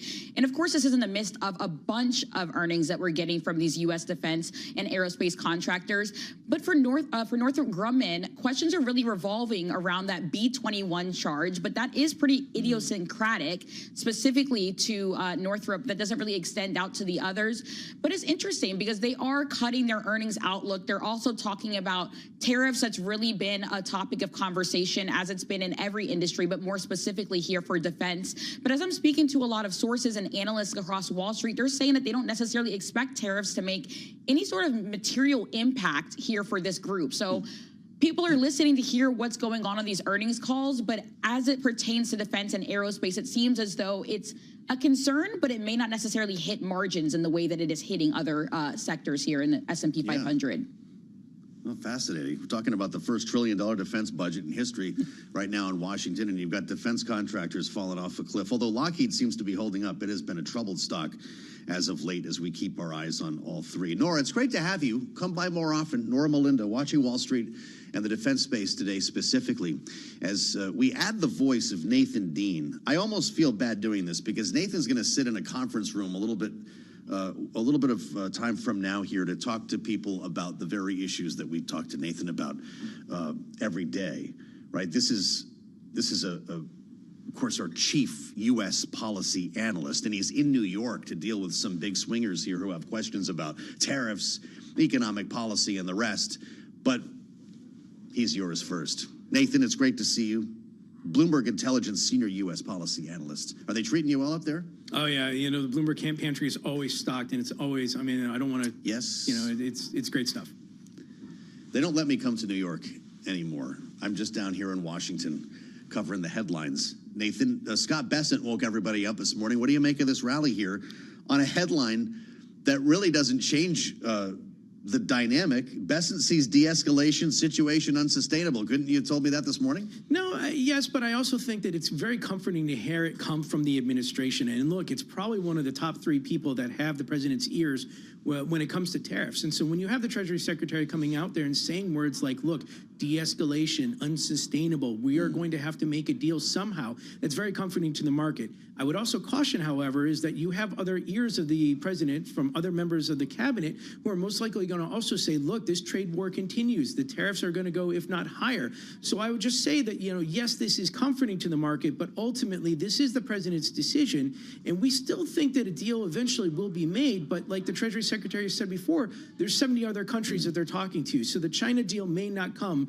You know, it may be a few weeks or months before a China resolution is thrown out for the markets to digest. Do we think it also indicates that the administration thought that there'd be more of a concerted conversation underway right now? I mean, the whole point of this was that the tariffs were unsustainable, right? So we got the reciprocals.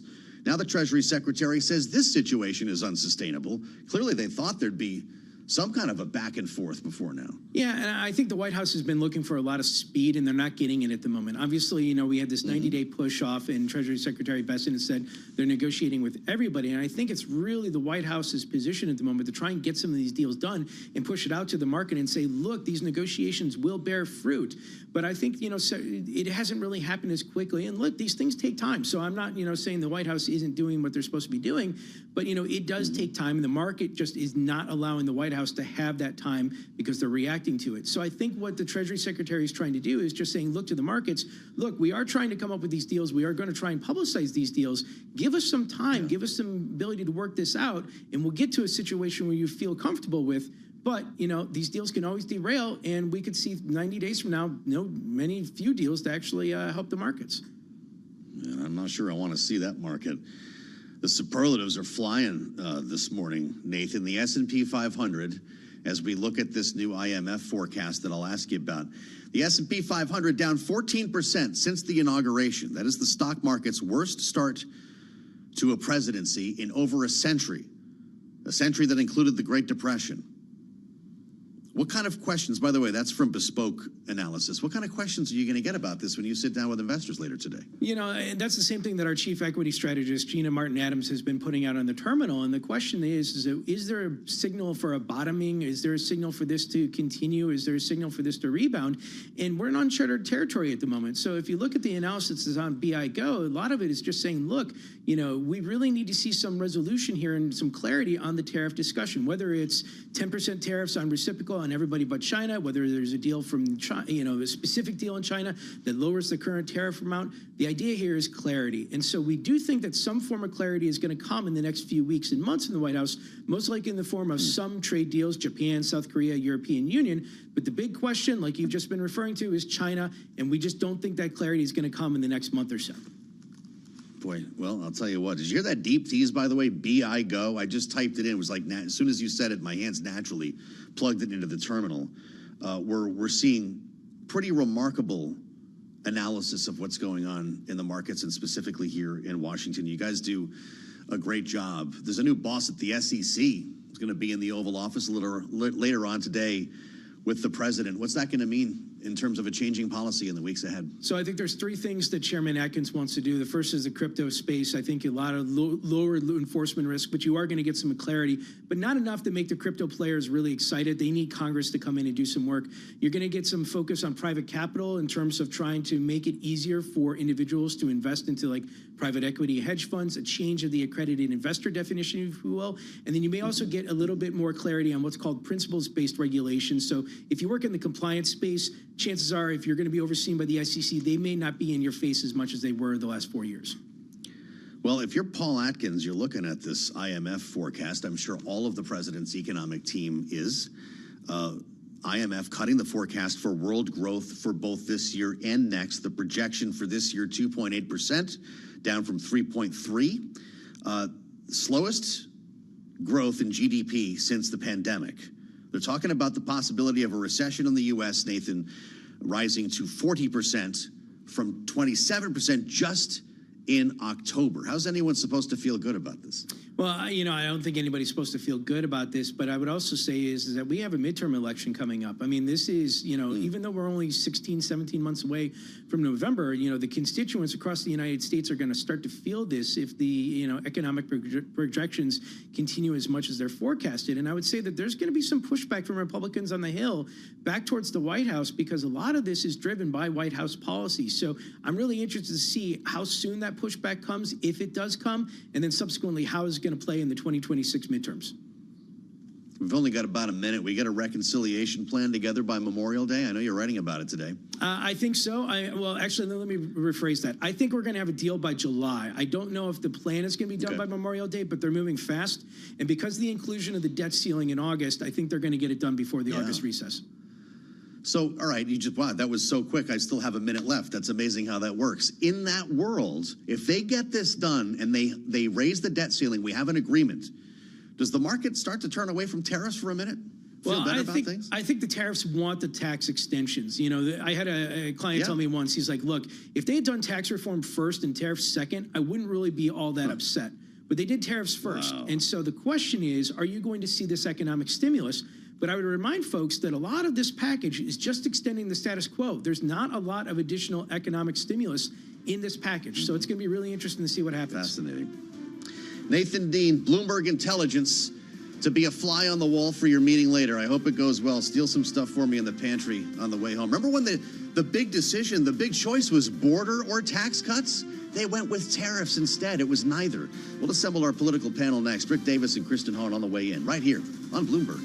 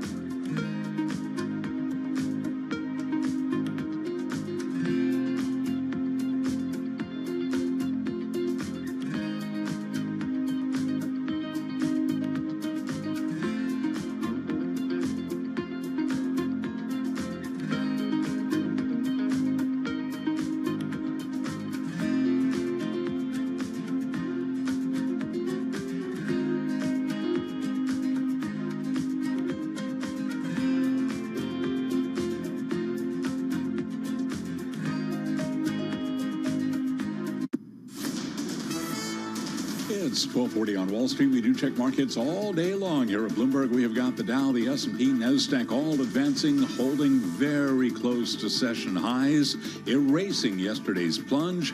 The dollar and bonds are steadying. Wall Street, meanwhile, embracing hopes for a ratcheting down of global trade hostilities. All of this breaking after Bloomberg News reported closed-door comments by Treasury Secretary Scott Bessent saying the tariff standoff with China is unsustainable and that he expects the situation to de-escalate. S&P up 138 now. That is a gain of 2.7%. The S&P at 5296. The Dow up 1,017, up 2.7%. NASDAQ up 3.1%. The 10-year 4.37% with the 2-year 3.80%. Spot gold now down $50 the ounce, 33.73, drop there of 1.5%. Bitcoin 90,793, up by 3.9%. And West Texas Intermediate crude up 3%, 64.97 a barrel. A topic we were just discussing on Balance of Power. The International Monetary Fund has cut its forecast for world growth for this year and next. And with that story, here's Bloomberg's Vinny Del Giudice. The IMF is laying the blame at 1600 Pennsylvania Avenue, the White House. President Trump's trade war, the IMF says, is poised to saddle China and the U.S., the world's largest economies, with losses that will only get worse. Trump's chaotic decision-making is causing an escalating cycle of retaliation. Effective tariff rates between China and the U.S. are far above 60%. Vinny Del Giudice, Bloomberg Radio. Earnings news. Verizon is reporting a larger-than-expected decline in mobile phone subscribers in the first quarter. Verizon up 0.2%. AT&T reports tomorrow up 3.1%. T-Mobile on Thursday up 1.6%. Balance of Power continues right now, and back we go to Washington once again. Your host, here he is, Joe Matthew. All right, Charlie, thank you so much. Whether stocks are up or down, Charlie Pellet is always there to tell the story for us here on the fastest show in politics. I'm Joe Matthew in Washington. Indeed, glad you're with us here on Bloomberg Radio, satellite radio, channel 121, and on YouTube. Search Bloomberg Business News Live to find our program every day. Live from Washington. We keep the live stream up and running from New York to D.C. for all of our shows here on Bloomberg Radio, and glad that you're part of it. The pandemic is officially over at the Department of Education. April 21, just yesterday, word went out from the agency. The debt collector will soon be calling. Department of Education to begin federal student loan collections and other actions, it says, to help borrowers get back into repayment. Collections to restart May 5th. Struggling borrowers urged to act now. When you look at the statement here from the Department of Education, quote, there will not be any mass loan forgiveness, unquote. Remembering more than 42 million people, this affects a lot of people, hold student loans from the federal government. They total more than $1.6 trillion in debt, according to the department. More than 5 million holders of student loans have not made a repayment in the past year. And so the phone calls are going to start coming in at the beginning of next month. That is where we start our conversation with our political panel. Lots to cover today with Rick Davis, Bloomberg Politics contributor, Republican strategist, and partner at Stone Court Capital. And if you're with us on YouTube, you see Kristen Hahn, Democratic strategist, partner at Rock Solutions. Great to see you both. Kristen, welcome back. We talked a lot about loan forgiveness in the Biden administration. I guess this is the other side of the coin. Yeah, I mean, I think that, we were going through a pandemic. There was the loan forgiveness, and then there was the delay, with having people repay their loans. Now, the people who have had loan forgiveness, there's been a bit of whiplash from administration to administration with these policies. So we need to take that into account when we're thinking about people's planning and ability to repay these loans. That said, those commitments should be honored to the people whose loans have already been forgiven. We're not asking people to pay the money back right now, but whose have been forgiven. But I do think, we're moving on from the pandemic. It was a really tough time. People were struggling financially, due to circumstances beyond their control. But we're getting back to a more normal economy, and people should pay back their loans. That said, I think if our economy dives into a recession due to some of the president's policies, people might have more problems doing that. But asking people to start making payments on their loans. Maybe it should have been a little bit more of a lead time is not a bad thing. What do you think about this, Rick? More than 5 million holders of student loans have not made a repayment in the past year. Is that because of the language that was coming out of the Biden White House? Stand by for forgiveness? Well, it's hard to tell what was the motivation, whether it was their own economic circumstances, whether they thought they could get away with not repaying any of the loans, or whether or not this is sort of typical for the loan program. I mean, I don't know how many, say, deadbeat loan holders are typical, even before the pandemic hit. I mean, it is kind of the end of the last pandemic refuge put into place back in 2020. So it makes sense that we'd finally get this done. I'd say the whiplash that we've been talking about on this program is really what happened to Joe Biden. He kept trying to give relief to student loan holders, and the courts told him no twice. Right. And so that era is over.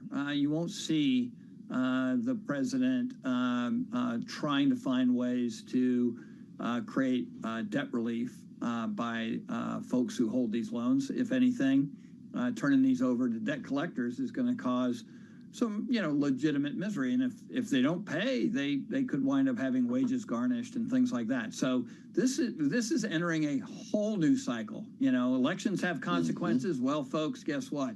Your debt is due. Yeah, that's right. And some 9 million could find themselves in default here once we get past May 5th if payments aren't made.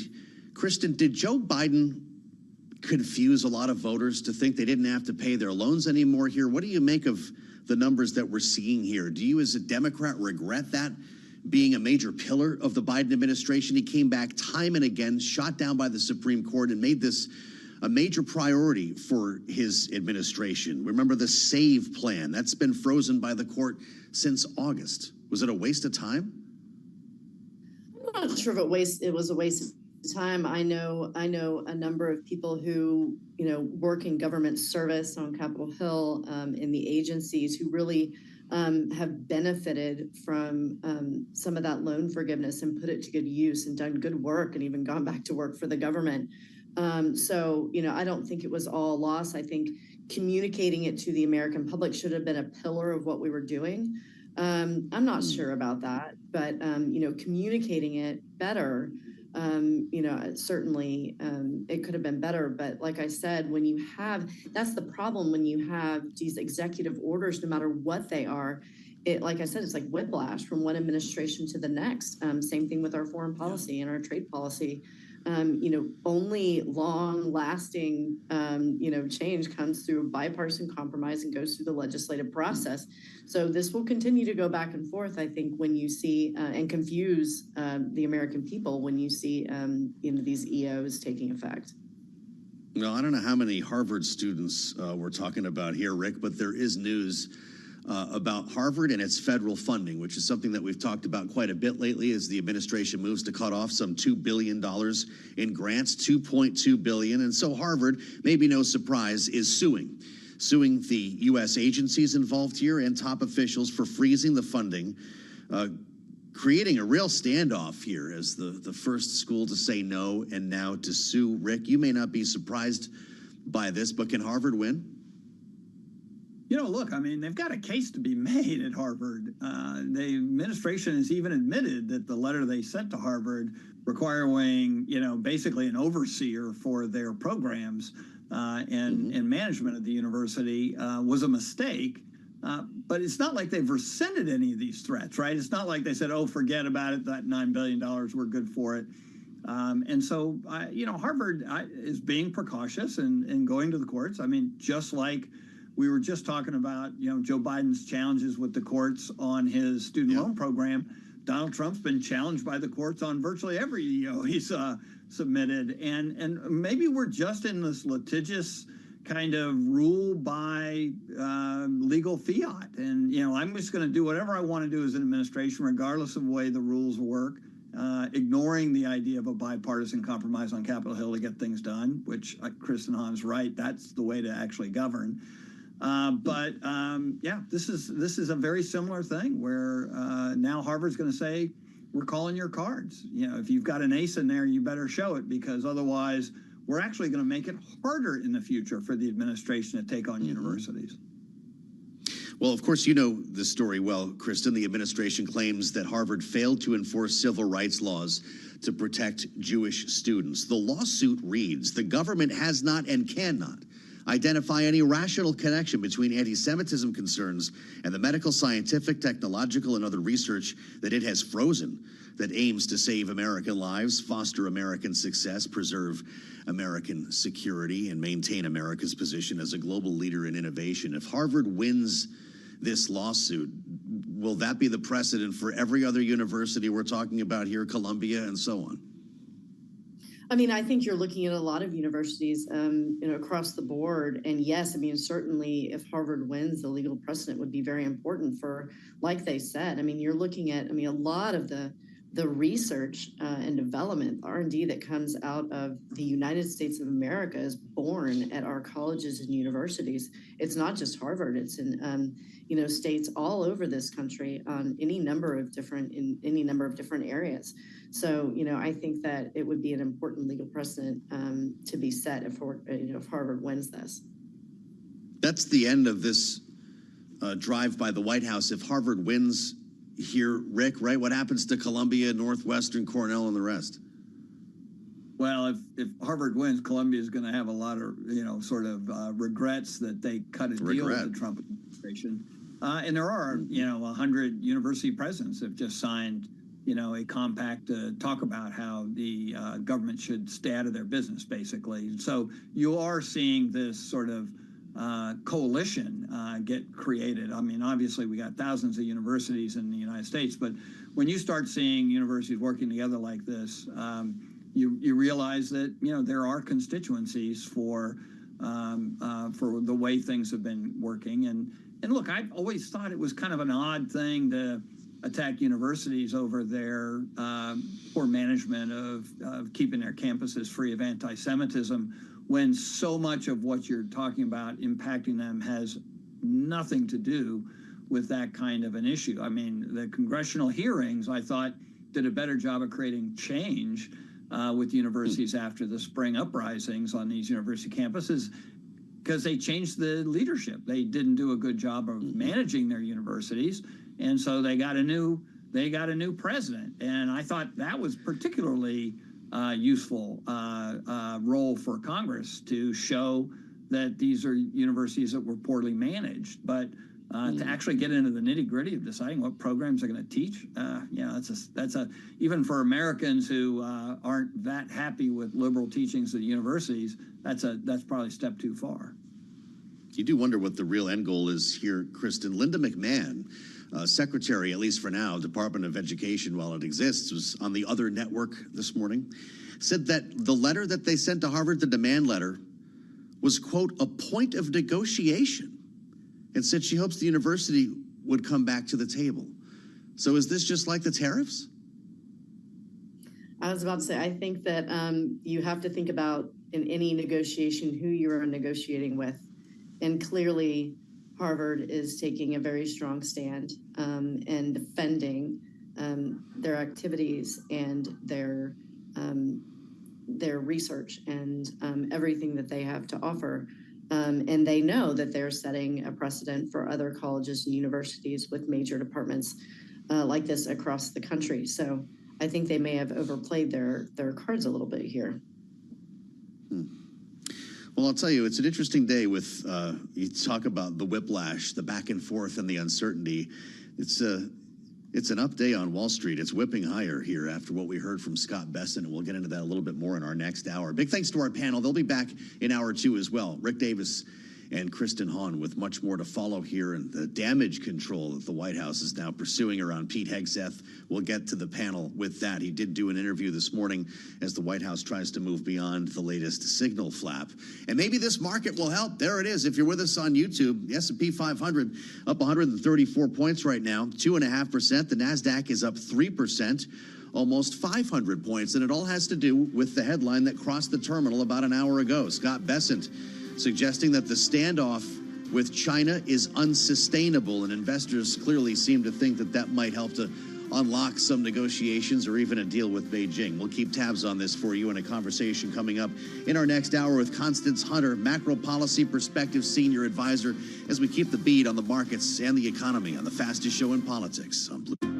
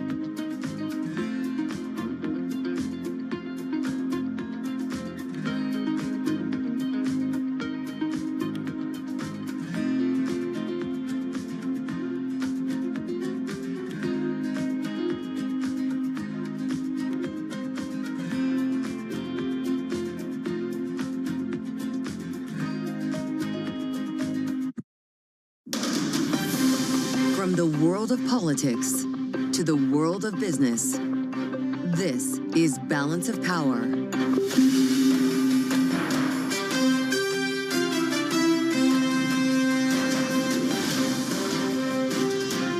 Live from Washington, D.C.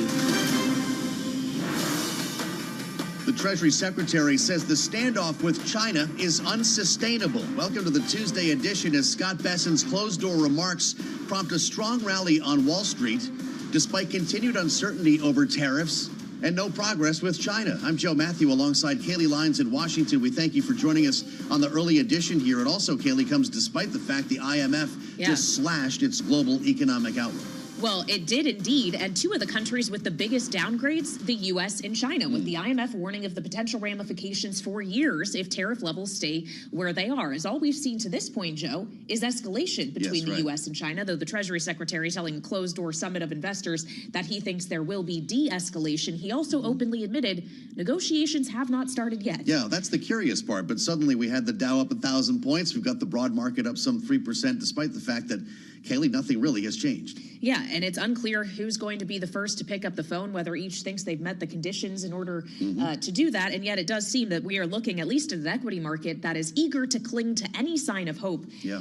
That this trade war will be eased in some form or fashion. You could look at this, I guess, differently at the White House and say that at least we're not talking about Pete Hegseth, as we were this time yesterday. They put him out for an interview this morning, and it seems like the news cycle may be moving on, but we'll get to that a little later with our political panel. Yeah, he, of course, was in familiar territory, appearing on Fox and Friends, talking about leakers within the Pentagon and slamming the media for these reports around his use of a second signal group chat, but it doesn't seem that the story is going anywhere anytime soon. Markets certainly, though, are heading somewhere, and that direction is higher on the back of this Besant news, so let's check in on that now with Charlie Pellet in New York. Hey, Charlie. Hi, thank you very much, Kaylee. Lines, all of this coming down roughly 1 hour ago. The Scott Besant rally with the Dow, the S&P, NASDAQ all surging, just about the best level of the day right now on the S&P, up 135. That is an advance of 2.6%. Our Michael Regan's going to have a whole lot more on the markets for you coming up in just a moment. A 1,000-point surge for the Dow Jones Industrial Average, up 2.6%, and NASDAQ up 484 right now, up by 3%. The Russell 2000 Index up 2.6%, 10-year 4.37% with the 2-year 3.80%. Gold now retreating by 1%, was trading above $3,500, $33.89 right now on the precious metal. WTI West Texas Intermediate Crude 64.98 a barrel, up 3%, and Bitcoin risk on up 4%, 90,870, reclaiming $90,000 on Bitcoin. So bottom line here, stocks are pushing higher. This after Treasury Secretary Scott Besant reportedly saying that the tariff standoff with China is unsustainable, and he is expecting the situation to de-escalate. Tesla will be the big story after the close of trading today. Tesla earnings, Bloomberg Television and Radio going to be all over Tesla as it breaks up now by 5.9%. Again, recapping a major rally underway. Big reversal from this time yesterday. The S&P up by 2.6%. Balance of power continues right now, and so does our market coverage. Back we go to Washington. Once again, your hosts, Joe Matthew and Kaylee Lyons. All right, Charlie Pellet, always tracking the market moves for us and the headlines that are driving those moves. Thank you very much. But of course, today is an example of when it's important to look beyond just the headline, Joe, and consider what else is in the story that you can find on the terminal online today as our colleagues break from sources in the room when Treasury Secretary Scott Besant addressed a closed-door summit of investors on the sideline of the World Bank IMF meeting here in Washington that, yes, the current situation with China is unsustainable. He thinks a deal is possible, but perhaps the most important of caveats we could tag onto this is that he also told those assembled that negotiations have not started yet. Yes, correct. I mean, you could read this headline a couple of different ways, and maybe one of, I guess, losing patience. That he refers to this as unsustainable, but the tariffs were unsustainable, which is why we got the reciprocal tariffs, and now this standoff is unsustainable, and the phone is not ringing, yet we find the markets in rally mode. Well, and incredible that we also, according to our reporting, had the Treasury Secretary telling investors that there is effectively a trade embargo between the U.S. and China with tariffs at the levels where they are now, 145% that the U.S. has placed, 125% that China slapped. I don't think he liked the word embargo, and Anne-Marie Hordern used it in their recent interview at the White House. It's interesting how the language evolves. We want to get to the bottom of what's prompting this rally, though. Michael Regan joins us from New York, Bloomberg senior editor, with his eyes on the markets here. Michael, you just heard us walk through this. It doesn't feel like anything has changed. We have not started negotiations with China. So why the rally?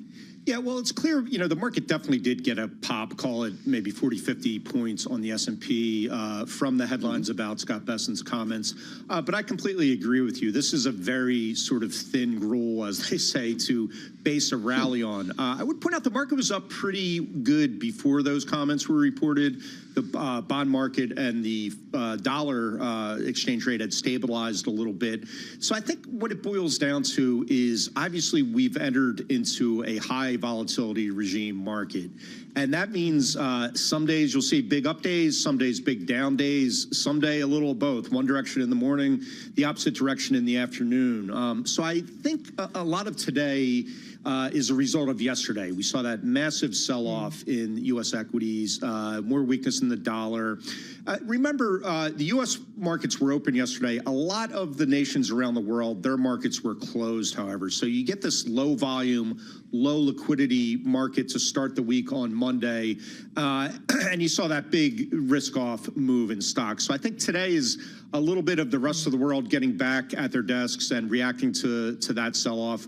But again, Joe, this is what high volatility markets are like when you enter that regime. You can have a big down day followed by a big up day, and even intraday swings that don't necessarily align themselves perfectly to the news catalysts that we see. So I do think Scott Bessen's remarks as they were reported did cause a little bit of a pop in the market. But as you point out, there's a lot of questions about them, and really, these were off the record remarks behind closed doors. Ultimately, as we all know, President Trump is the decider, and so you have to sort of discount these remarks from Bessen to some degree, considering that. Well, Mike, just on the volatility you're talking about, while we're in this kind of regime or era in which we are seeing these dramatic swings, what signs will you be looking for that any dip buying is actually something sustainable versus a one-off? Like, how do we know that that's not what's happening today? Yeah, Kelly, I think the technical indicators are useful in times like these. A lot of people like to poo-poo them. But if you look at basically the move in the stock market from the high in February, we're in basically a classic downtrend, despite these one-day rallies that are pretty big. So if you sort of connect the dots between the highs from our last record, we're still trading well below that line that's pointed straight down. A lot of other technicals, the moving averages, really presenting a bearish picture. So I think you need that kind of technical breakout, and typically that's accompanied by a fundamental breakout. Some market-moving news on the tariffs, de-escalation, some deals being struck, some walk back from the Trump administration on how aggressive they want to be with the tariffs to really create that. So it's kind of a know it when you see it type of situation, when both sort of the fundamental outlook changes enough that the technical signs start improving and look less like a classic downtrend than we're seeing right now. All right, Bloomberg senior editor Michael Regan, thank you so much. And on the subject of the fundamental outlook changing, let's talk about the economic outlook changing that we got from the IMF today as it downgrades its global growth forecasts, and big hit to the forecast specifically for the U.S. and China, given the circumstances with which we were just discussing. We heard from the IMF chief economist Pierre-Olivier Gourinchas about the forecast earlier today. Beyond the abrupt increase in tariffs, the surge in policy uncertainty is a major driver of the economic outlook. If sustained, the increase in trade tensions and uncertainty will slow global growth significantly. So let's get more into this now with Bloomberg International Economics and Policy correspondent Michael McKee, who is here with us in Washington. And when we consider the uncertainty in this forecast, we also have to consider the time at which these forecasts were made. April 4th is what assumptions they were using, tariffs that stood as they were on that day. We have seen a massive escalation in the tariffs between the U.S. and China since then. So when they're issuing warnings about growth being downgraded for the U.S. and China, there's actually plenty of room for that to get worse, Mike. Yeah, and that was their second go at estimating what was going to happen to the global economy, because they'd already started preparing. And then when Trump announced the tariffs, they had to throw all that out and start over again. They did several different scenarios. And the one that we are all talking about is what they're calling the reference scenario. It's sort of their baseline at this point, but obviously things are going to change because we have no idea as of today what the tariffs are going to be. Right. But you're right, they do forecast a big drop in growth, not only for the U.S. and China, but for the world. The U.S. takes it on the chin by almost a full percentage point, down to 1.5% growth this year. that's from their forecast in January. So in 2 months, we've lost a percentage point. And the Chinese, they say, will grow just 3.2%. As you know, they don't seem to like the idea of going below 5%, even if they have to kind of massage the numbers. Gornisha says we are entering a new era. The global economic system that has operated for the last 80 years is being reset. How long does it take for a new era to be set?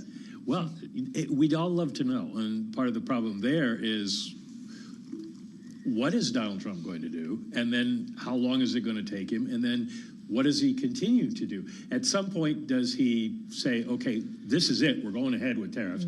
At some point, does he say, okay, we've accomplished what we want? Maybe he makes trade deals instead of doing tariffs. So nobody really knows what's going to happen. I think that the bottom line for what Pierre-Olivier is saying is that nobody can trust the United States anymore. And it used to be that the U.S. was the lodestar. Everybody followed what the U.S. was doing. But now people can't do that, so they have to prepare. Central banks have to prepare. Legislatures have to prepare and try to figure out what works best for their country, absent any idea what the U.S. is going to do. Well, on your point on central banks, Mike, it stands out to me that the growth figures the IMF released today, the worst since 2009, or since COVID, second worst since 2009, times at which we were seeing central banks respond to these massive economic issues by easing policy. And yet, at least for the Federal Reserve, they don't necessarily find themselves in a place right now where they're eager to ease policy because of inflationary risks that are out there. The response will be different this time. The IMF is forecasting that inflation is going to go up in the United States, not much in the rest of the world, a little bit,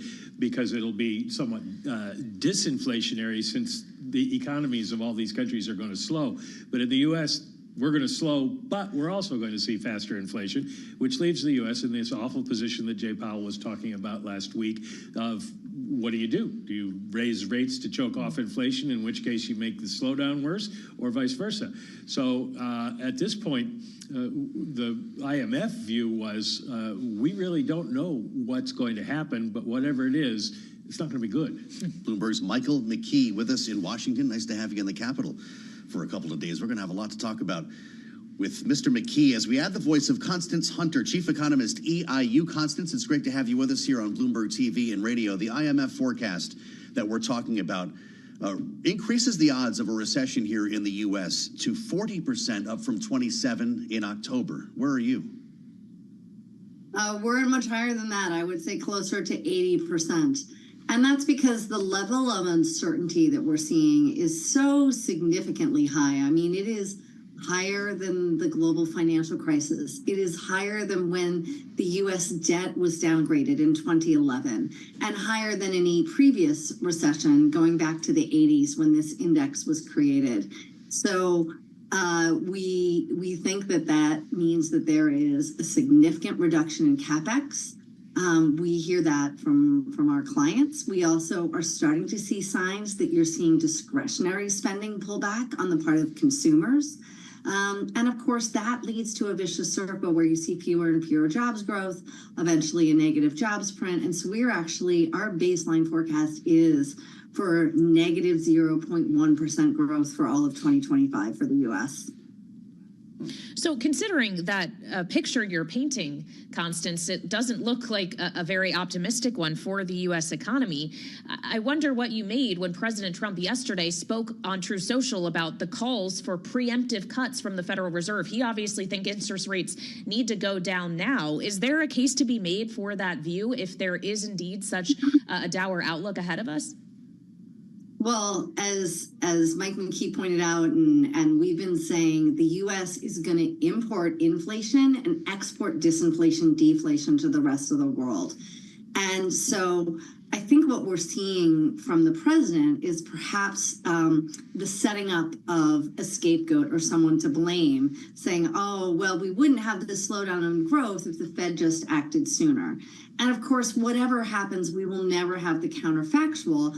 But we do know that if the Fed were to cut too soon, it would risk igniting inflation. We think that risk is somewhat mitigated because of what we're seeing in terms of the behavior of the 10-year rates, right? Even with Scott Bessent's comments today, we don't see the 10-year rallying all that much. And so if the Fed were to cut too soon, right, and that risk of inflation gets elevated, you're going to see 10-year rates go up. So it's not clear that that would actually help the economy that much, where it really could serve to unanchor inflation expectations. So we think not only is the Fed going to be so-called fashionably late, but we think given their dual mandate, they are constitutionally, or I should say congressionally mandated to be a little bit late, and they're likely not to cut rates until June or so. Constance, you mentioned Scott Bessent's remarks earlier today, prompted quite a rally. I just wonder what you make of what he said. Wall Street is finding a positive spin on this. The status quo here apparently not sustainable. But if the Treasury Secretary is calling for de-escalation, does that mean that the reciprocal tariffs didn't work? Well, that's an interesting question. I mean, I would say it depends what from whose perspective and how are we define working, right? Like if you're China and you and this is going to really hurt your economy, and you've put on retaliatory tariffs, and now the U.S. is saying we're gonna walk back some of our side of the tariffs, then I guess from China's perspective, it did work. From our perspective, did it work? What are we trying to achieve? You know, there's been a lot of muddled communication with regard to what are these tariffs trying to achieve? Are they a revenue generator? Are they supposed to reduce imports and reduce our deficits, in which case they would not be generating as much revenue? Are they supposed to bring manufacturing back to the United States or bring manufacturing to the United States? It's not clear that is necessarily one of the goals. And if it is, we import so many intermediate goods that are part of our manufacturing process that tariffs are not really going to help facilitate that occurring. Is it a Juan Perón type policy where we're saying we actually want to make everything in the United States and we're not going to be integrated with the rest of the world at all? We know that's not a terribly successful policy track to take. So it's kind of unclear when we say work, what is the ultimate objective of the tariffs, and what is the ordering in which we should rank the various objectives that have been thrown out by the administration. Constance, we just have a minute left here, but when you look at the bond market right now, what do you see and how worried about it are you? I see an increase in term premium. I see the sell-off as being part of a global reallocation out of U.S. assets. And what we see day to day, of course, is the liquid assets. But we're also going to begin to see, and we are already beginning to see in terms of real estate, the selling of less liquid assets. And so that increase in term premium is going to prove, I think, very expensive if we continue along this direction. All right, Constance, great to have you on Bloomberg TV and radio. Constance Hunter is chief economist at EIU, joining us here on Balance of Power as we consider this downgraded growth outlook and how it is timed with the words of Scott Bessent, though not technically on the record, not in public, not in front of the media, just sources saying that he views the tariffs with China as unsustainable. He thinks there will be a de-escalation. The problem is, Joe, no one is seemingly taking that first de-escalatory step at this point. That is the problem. You have to pick up the phone and have a meeting at some point. Coming off our highs, so the S&P 500 still up 100 points or 2%. Our panel's up next, right here on Bloomberg.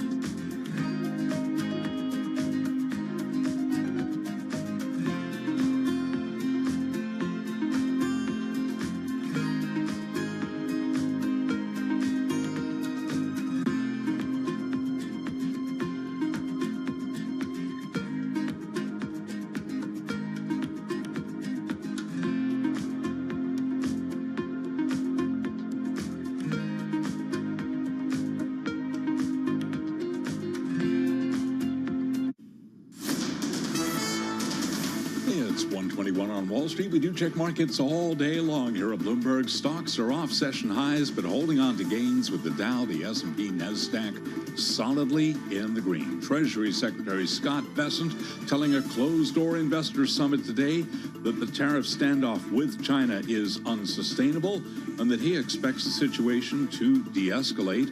S&P right now up 95. That is a gain of 1.9%. Again, off session highs. The Dow up 724, up 1.9%, while the NASDAQ Composite Index is now up 338, up by 2.1%. Russell 2000 Index of small cap shares up 1.9%. The 10-year now at 4.39%. The 2-year 3.80%. Gold now down 0.5%, 34.06 the ounce. West Texas Intermediate crude up 2.6%, 64.70 a barrel, and Bitcoin now up by 4%, 90,810 on Bitcoin.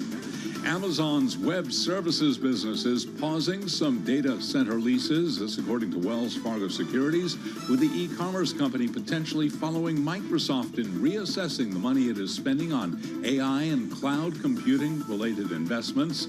Amazon shares up by 4%, all part of a bigger tech rally. Again, recapping, S&P now higher by 95, up by 1.9%. Balance of power continues right now, and back we go to Washington. Once again, your hosts, Joe Matthew and Kayleigh Lyons. Charlie Pellet live from New York with us here on the fastest show in politics. Thank you for being with us on the Tuesday edition here of Balance of Power. It was right at this time yesterday. We were all focused on Pete Hegseth, the Secretary of Defense, in the throes of some very difficult reporting over the weekend, a couple of hit pieces, you might say, that resulted in 4 people being shown the door, 4 of his nearest advisors alleged to be leakers. And it all, of course, centered around this revelation yesterday of a second Signal group chat in which the Secretary of Defense shared attack plans with his wife, his brother, and others on, again, a private phone, a private chat. He calls this old news, and Pete Hegseth, after a difficult day in the news cycle, showed up this morning on cable news for an interview on his alma mater, Fox News, Fox and Friends, to be exact, to try to make the case for his job at the Pentagon. Here he is. I said repeatedly, no one's texting war plans. You know why I said that? Because I'm in the bowels of the Pentagon every single day. Just 10 minutes ago, I was looking at actual war plans of things that were ongoing or pending things to happen, because that's on a regular basis on classified systems. That's my job for the war fighters, for the President of the United States. I look at war plans every single day. What was shared over Signal, then and now, however you characterize it, was informal, unclassified coordinations. We're hearing from the White House press secretary as well. Caroline Leavitt is briefing the media, addressing Hegseth as we speak, saying that he's been doing a phenomenal job, reiterating that President Trump stands strongly behind him. Also saying that those who were let go were Pentagon employees who leaked to outlets in this room, she says, as she addresses those assembled in the briefing room, and said that they've made it clear that they won't tolerate people who leak to the mainstream media. So we want to get into this now with our political panel. Joining us today, Rick Davis, partner at Stone Court Capital, Bloomberg Politics contributor and Republican strategist, alongside Democratic strategist Kristen Hahn, partner at Rock Solutions. Welcome to you both. Kristen, obviously you are a communications professional, and I wonder what you make of the communication strategy here to make it about the leakers, but not necessarily about the content that they were leaking that isn't being outright refuted. Yeah, I mean, they've said, the leakers have said it's unconscionable and they don't even know what they're being accused of leaking. I think that it's pretty rich when you have the Secretary of Defense who's clearly sharing information that could impact our service members and their activities and their well-being overseas. And so I think, you get a lot of conflicting information coming out of this White House. You never really know what you can trust and what you can't. Clearly, the president said himself that he stands behind Pete Hegseth, and Pete Hegseth is clearly speaking to an audience of one in the president when he speaks to the press himself. But when you have reports coming out saying there's, potentially looking for a replacement, I don't necessarily see that happening. But, it's not consistent over at DOD. And I do, reading and believe these reports that there's a lot of chaos over there right now because people don't know who they can trust. So how did he do, Rick Davis? You're an expert in crisis management. Was it the right venue? Did he comport himself with the gravitas needed to move on here? You mean the interview on Fox this morning? Yeah, I mean, look, he's fighting for his job. So he's going to go to the friendliest venue, his former employer, where he was a weekend host, and he's going to get a good hearing there. So, yeah, I think that he also is highly likely to be seen by the president, vice president, and the White House staff, because they have that on all morning during the course of their day. So the reality is, if you're fighting for your job, the first thing you want to do is make sure you control the media narrative. It has been working against him for quite some time. This is the second Signal chat that has been released, and he's got to explain it away. So what does he do?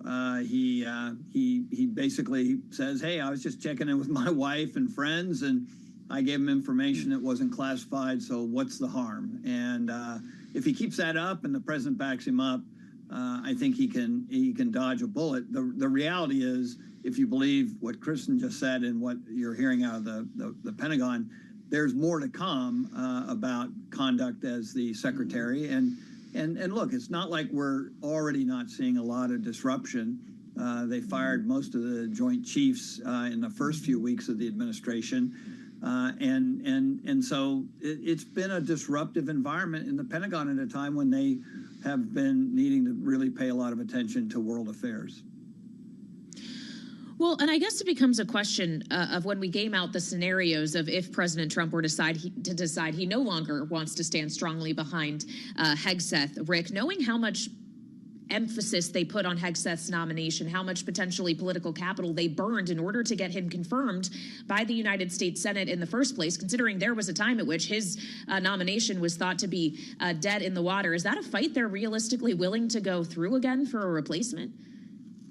Yeah, it just depends on who the replacement is. There are a lot of qualified people who would sail through the Senate right now. Obviously, he had fewer qualifications, Mr. Hegseth, when he was going through confirmation. It was early on. And there might have been some question at the time as to whether Republicans in the Senate were going to show a little mettle and say, no, we have to have people at the head of these agencies, especially DOD, that have better qualifications, but they didn't. And so the door swung wide open. And we've seen other folks in similar circumstances with very little experience becoming the heads of important agencies and cabinet departments. So, and seemingly no real stomach at this stage to challenge the status quo. I mean, Congressman Bacon from Nebraska has been one of the only people who's been outspoken on the idea that communicating any kind of warring activity on a Signal chat is a violation of a intelligence regime that should be respected by our highest office holders. And he doesn't seem to be getting a lot of, I would say, support from his Republican colleagues, either in the House or the Senate. Well, that's clear, Kristen. Where are Democrats on this? Where's the promise of a hearing? Or is everyone just watching from the sidelines? I mean, I think you've seen several Democrats outspoken on this issue since the first major leak with the editor of the Atlantic. So, I think you'll continue to see Democrats talking about this, although we're focusing a lot on the economy. It's unfortunate that more Republicans aren't out there saying anything. I think that it's political because these members are still fearful of any retribution by this administration and the president himself as we head into elections next year. So better to just stay on the sidelines for them politically rather than raise their voices and say anything that might put them in the crosshairs, on the political front. I want to mention some more headlines we're getting out of the briefing with the White House Press Secretary Caroline Leavitt, because she's talking about trade and specifically progress being made on trade deals. She says that the Trump team now has 18 proposals from different countries in hand that they are negotiating or meeting with 34 countries. But I want to point out China specifically and what she said on that, reading out a statement from President Trump. that they're doing well on a potential deal with China, that they're setting the stage for a deal. The ball is moving in the right direction. However, she had nothing to read out on any direct contact being made between President Trump and Xi Jinping. It does not seem that a phone call has actually happened yet. And Rick, this comes after the market, for at least a time, was swinging way higher on news that Bessent, Treasury Secretary Scott Bessent, told a closed-door session of investors hosted by J.P. Morgan here in Washington that the situation between the U.S. and China currently is unsustainable. What does it say to you if the Treasury Secretary is saying the situation the administration has gotten itself into is not a sustainable one?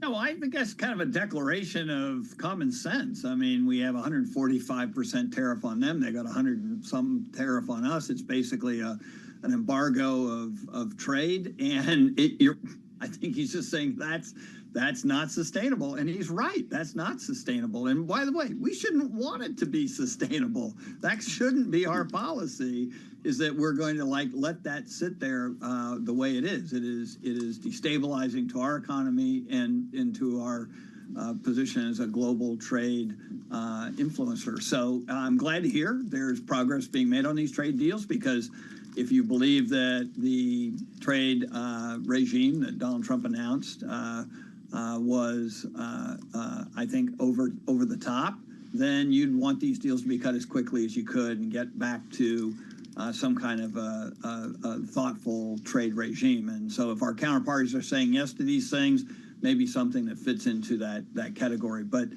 yeah, I mean, Bessent also said this morning that there were no active talks going on with China, and now we hear, gosh, within just a few hours, the White House saying, "Oh no, we're making progress." So, hey, boy, they are burning like a midnight candle over there at the White House, moving fast. It's a busy day, I guess, Kristen. In our remaining moment, I'm looking at the markets here. We did have a Dow Industrial Average that was up over 1,000 points. It's now up by 663. The S&P 500 was ahead by almost 150 here. We're up by 84. So maybe we're getting to be a little bit more grounded in the way we look at this. But the idea that tariffs were unsustainable drew the reciprocal tariffs, which are now apparently unsustainable. What's the White House say next year? I mean, I think that they've got to figure something out. I think that, they're looking at an economic downturn, potential economic downturn, and their real concern, I mean, obviously their concern is with the markets and the business community, but their real concern should be the voters. And when this trickles down and has any negative impact on people's buying power and their ability to put food on the table and pay their bills, that's when the real hurt's going to come for this administration. Even if he's not running again, how does this look for the other members of the party who are going along with these efforts? That's Kristen Hahn, partner at Rock Solution, our Democratic strategist, and of course Rick Davis, partner at Stone Court, Republican strategist and Bloomberg Politics contributor. Great conversation, and thank you both for the insights. With breaking news before our eyes, we'll keep tabs on this White House press briefing. An important conversation ahead with Rob Kaplan from Goldman Sachs. It'll be right here on Bloomberg TV.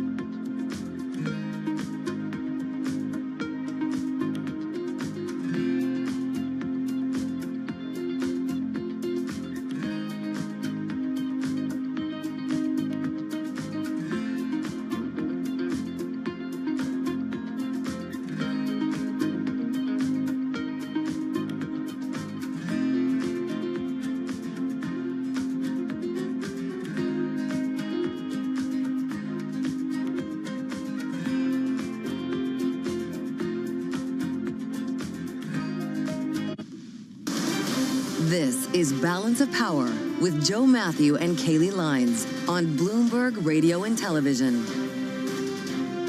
Thanks for being with us on the Tuesday edition here on Bloomberg TV and radio with our eyes on Wall Street and update that we're off our highs of the session. The S&P 500 up 93 points, almost 2%. The NASDAQ is ahead by a bit more than 2%, 340 points following the comments on trade with China that we've been discussing. Treasury Secretary Scott Bessent. With this backdrop on the markets, we have an opportunity to bring you a fascinating conversation. It's underway right now at the Bloomberg Sell-Side Leaders Forum in New York. Our colleague, Bloomberg's Eric Schatzker, sitting down with Rob Kaplan, Vice Chair at Goldman Sachs, former Dallas Fed President. Let's listen live on Bloomberg TV and radio.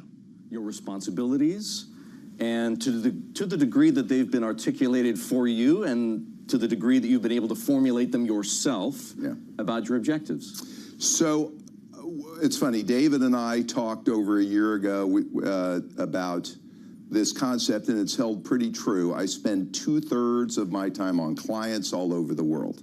I'm an investment banker by training, but I spend a portion of my time in investment banking. I spend a lot of my time with trading clients. I spend a lot of my time with asset management and private wealth clients all over the world. And then because of my leadership teaching background, I will teach a leadership class in between client meetings somewhere in the world in Goldman Sachs every week. I mentor and coach. I annoy people. I try to coach business leaders, division heads, heads of the firm about things I think we could do better. And that's pretty much what we agreed coming in. And it's been, so far, it's been a great experience. It's a 50 billion revenue firm with 50,000 people. So the pool is deep, and there's more to do than I can do. And it's been a fabulous experience so far.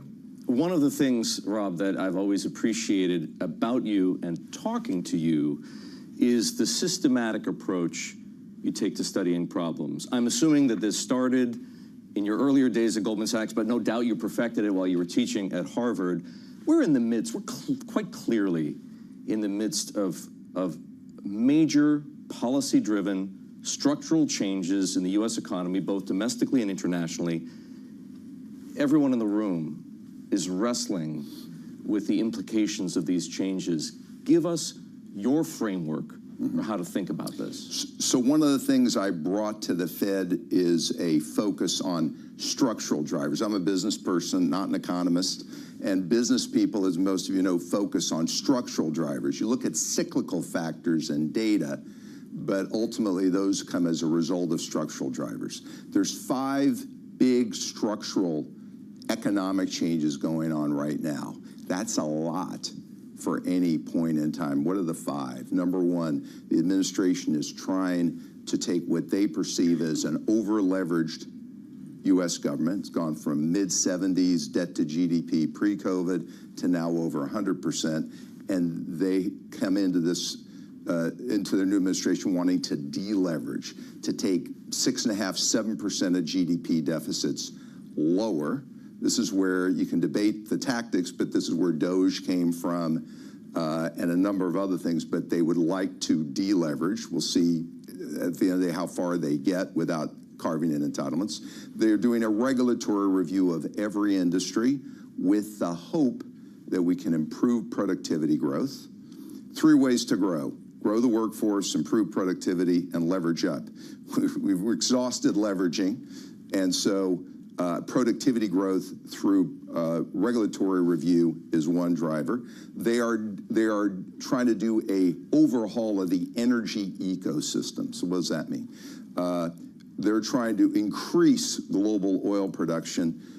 They hope to do it domestically, but it's not so easy at lower prices. But they're pushing OPEC and Saudi Arabia to produce more. They're going to make it easier to run a refinery, permit a refinery, do transmission. So why are they doing this? Because they're sensitive that there are tens of millions of families in this country that rely on an income of $50,000 a year or less. They've lost 25% purchasing power. They're struggling to make ends meet. They help this administration get elected. They want to show them a tangible benefit. 4th big change. One of the reasons the U.S. economy has outgrown the world, one of them is, I would argue, is very high levels of fiscal spending. and special programs. But the other reason is we've had a surge in labor force growth, heavily due to immigration, much of it undocumented. The risk of stating the obvious, they are shutting that down. They haven't yet ramped up legal immigration, but hopefully they will. And they are also working to deport, at a minimum, people with criminal records. The issue is, which we can talk more about, there are many millions of workers in agriculture, in construction, other industries who are undocumented. There are probably 13 million green card holders in the United States in addition. And I would say at a minimum, the undocumented workers are very unsure of their status. I'm hearing from businesses they're not, in some cases, coming into work. They're not sending their kids, in some cases, to school. They're certainly not shopping. It's having a chilling effect on the workforce and probably on consumption. So that's the fourth one. And then it gets to the one we're getting all the airtime, tariffs. And suffice it to say, I had thought going into this, if you want to level the playing field, which I think makes sense, fairer trade, better access, and you want to encourage reshoring, the challenge is you'd probably carve out Mexico and Canada because that allows you logistics and supply chain arrangements, which allows people to domicile here. You might even carve out poorer countries who don't have a hope to buy our goods. Vietnam might be an example where their GDP per capita is $4,000 a person. They tend to do lower value-added manufacturing we probably don't want here, and they're going to struggle to buy U.S. goods because their GDP per capita. And you would center on a handful of countries you really want to rebalance the arrangement with. We've instead created tariffs on everyone, and I think we're now negotiating deals one by one, but it takes time to negotiate a trade deal. And it's very critical that there are many things we do with China. Yes, they're an adversary in certain things, they're a competitor in others, and there's some places we're inextricably linked. Agriculture market for our farmers, rare earths back to us, intermediate goods is 40% of the imports. And so I think what you're seeing now is a working through one by one, how do we lower these tariffs, because U.S. companies right now are struggling to do all this at once in an abrupt way. And so that's the process we're working through. But those are the 5 big changes. And if that sounds like a lot, it's because it's a lot. And it's a lot going on at once.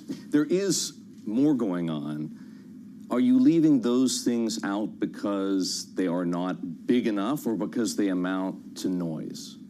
So the other things you're referring to, we'll just say what I think you're referring to, the things going on with higher education, other battles away. Yes. And I'm always careful in my previous job and in my current job to stay away from the political parts of these. But the one thing I do see around the world in pools of capital, which we talk with regularly, is countries that maybe a month ago, a lot of the uncertainty had to do with the abrupt nature of the tariffs and adjusting to it. I think it is broadened out a little bit where countries and investors around the world, including here, are asking, what's the institutional makeup of the United States? What will it be in the next 3 or 4 years? And whereas they came into the year saying, if in doubt, I want to over-allocate to the dollar, at a minimum, they're saying, maybe I want to be more balanced. And even in some cases, they're saying, I want to reduce my exposure to the dollar. And we're seeing a little bit in weakness of the dollar, rallying gold, 10-year Treasury backing up. And I think all this is part of a mosaic that we can work through, but it's creating this amount of uncertainty, including institutional uncertainty, is affecting asset allocation and access to capital for the United States. There's no question, Rob, uncertainty is the word on everyone's lips. You hear it perhaps now. I haven't used the Bloomberg and the AI tools that we've been given to determine yet, how much more often we're hearing it, but anecdotally it seems like never before. You mentioned earlier, you told us, in fact, earlier that you spent about 2/3 of your time with clients. What is the mood in the C-suite and in the boardroom? Would you go so far as to say it's one of sort of paralysis? I wouldn't go that far in that, listen, we started the year, it's interesting, because a lot's happened in a short period. We started the year with great enthusiasm and optimism, and I think the regulatory review was a big part of that. And the company said, you know, I'd love to improve productivity. We're sort of being constrained in all these different ways, and I'm excited that we're going to be able to be freer to run a capitalist business. A number of these changes happened, the tariff uncertainty, and I'd say businesses by and large, because that's sort of the DNA, including me and most business people, you want to be optimistic, cautiously optimistic, but they're struggling right now to figure out how they want to adjust either supply chains or their business or their access to workforce. And they'll work through this. Business people adapt. Capital allocators also adapt, but business people will adapt. I think to the extent we negotiate, for example, tariffs down to mutually 0 versus, say, 10% or 20% with these various countries, it will make it easier for them to adjust.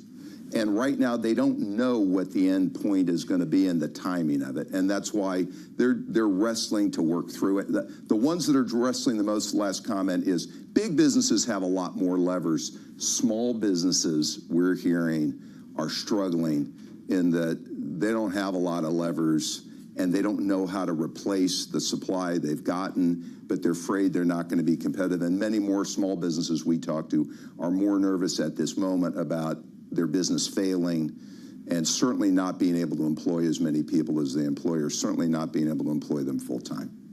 Part of the problem is that now there are, we presume, because we don't have a ton of visibility into the details, but we presume there are multiple negotiations going on with multiple countries on multiple timelines. Right. David Solomon, in fact, was saying earlier today that the delay in tariffs didn't decrease the level of uncertainty. In some ways, the delay increased the level of uncertainty. So with the feedback that you've been getting from clients, what is it that business leaders, CEOs, members of the board will need to see to feel a degree of certainty, a degree of confidence, such that they're more willing to transact, they're more willing to commit capital, they're more willing, for example, to do what they're largely not doing now, which is invest in CapEx?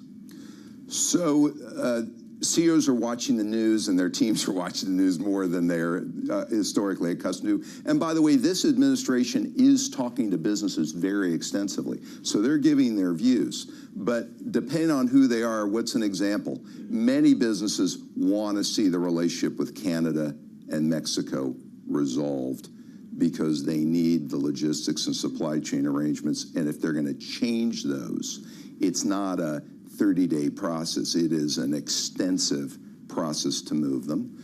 They're watching carefully the negotiation going on with Japan. And so they're literally just, I think what would help businesses if they're encouraged, listen, they're also aware it takes a long time to negotiate a trade deal. Trade deals are very complicated. Normally, in the past, it might take 9 months or a year or longer to do a trade deal. So they're watching, maybe there's going to be an agreement in principle, lower the tariffs, then negotiate the details. But I think the more progress that's visible over the next couple of weeks or 30 days, it will make people think that more progress is coming. But every company I talk to has a little different supply chain arrangement, whether it's with Vietnam or with Canada or Mexico or elsewhere. They're ready to adjust, but they're not sure how. The one thing they do say is it probably isn't at the moment, unless there is really very high-level technology. It's hard to imagine replacing all of it in the U.S. and being globally competitive, and that's the key. Every question, every CEO wants to whatever they're going to do, it's That's got to be Rob globally Kaplan, competitive. Vice Chair at The Goldman irony Sachs and former Dallas Fed President at the Bloomberg Sell-Side Leaders Forum, sitting down with our colleague Eric Schatzker. If you want to continue to listen to that conversation, you can do so at LiveGo on your terminal. But him, of course, speaking there to tariff and trade uncertainty, Joe, which we're going to have much more to talk about at 5 p.m. on the late edition, given the words from Treasury Secretary Scott Bessent that were reported earlier. Wouldn't know there's any concern by looking at this market, but of course, we've come off our highs of the session. We'll have a lot more. Meet you back here at 5 p.m. Eastern on the late edition of Balance of Power, right here on Bloomberg.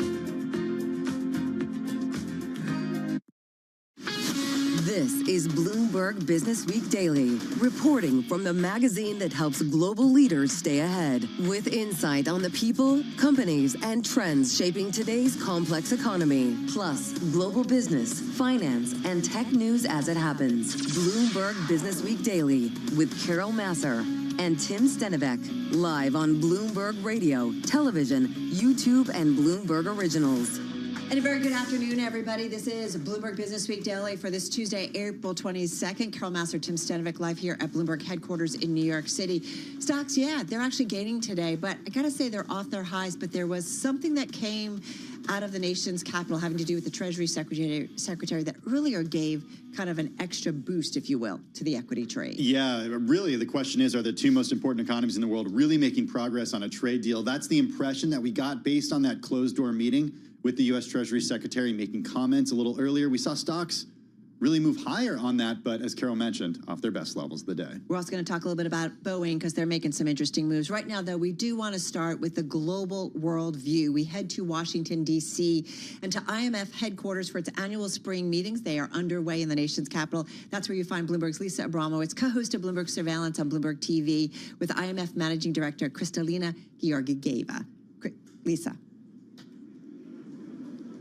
Thank you so much, Carol, Tim. I am here at the International Monetary Fund with its Managing Director, Kristalina Georgieva, at a pretty intense moment for global trade, for global relationships, and at a time where some of the major members of the International Monetary Fund are entering into what looks like a trade war with one another. So at this moment, how different is the IMF's role than it has been traditionally, given the landscape we're looking at? Thank you for having me on the program. We are created to bring countries together, and it is valuable when there are no problems, even more valuable when they need to find solutions to issues that divide them. So in that sense, very timely meeting. I very much look forward to hear from the membership how they see steering through this more turbulent time. One thing that you talked about in the curtain raiser was this idea that some members or some people, actors, were maybe gaming the system in terms of free trade and weren't necessarily being honest actors. Does the IMF have a role to play in policing that? The major role is for the World Trade Organization. I started the day with Ngozi, and we talked exactly about that, what can be done so some of the shortcomings of the past can be corrected. We also have a role, it is in our Articles of Agreement, to promote trade, and our role is through the surveillance function we perform. We take the pulse of every economy almost every year, and then we come up with an assessment of what are the trends for this economy, how they interject with the rest of the world. And as we do that, of course, we look at trade. Why? Because trade is an engine for growth. And what we see these days is that when trade goes backwards or slows down, that has implications for global growth. As you know, we just projected the growth expectations for 2025. We are downgrading by 0.5 percentage point from 3.3 to 2.8%. Our forecast for the world, we are downgrading our forecast for almost all countries, including the United States, as a result of trade tensions. Yeah, one thing that in that world economic outlook, you put the chance of recession in the United States up to about 40% from 27% back in January when you first published it. If the tariffs stay as they have been proposed from the United States, do you expect that chance to go up materially? This is based on the announcements of tariffs that have been then suspended, but not for China. So it's a complicated story. But the short answer is that we are operating at a time of very high uncertainty. If we see faster resolution of trade tensions, that would possibly lift up projections for global growth, great for investors, great for families. If, however, we do not succeed and uncertainty remains very high, tariff problems hang on our head for much longer, then we actually can see even further reduction in global growth, and then the danger of recession looms bigger. What is our advice? Please talk with each other, find a way to resolve differences, and above all, reduce uncertainty. Uncertainty is bad for business. And I think a lot of people have raised that issue. There has been speculation, including by this administration, that the United States could potentially even withdraw from the IMF. Do you see that as likely or possible? Do you have contingency plans for that? We have very good relations with the United States. We have traditionally worked very closely with each and every U.S. administration. We have now established relations with this administration. The United States is carrying out reviews of its participation in international organizations. This is very fair. They have the right as a member to look into the mirror and say, do we have value from participation at the IMF? And I can tell you, I'm convinced that they look at this and they say, yes. Why? First, we are the only institution that can rescue countries in trouble.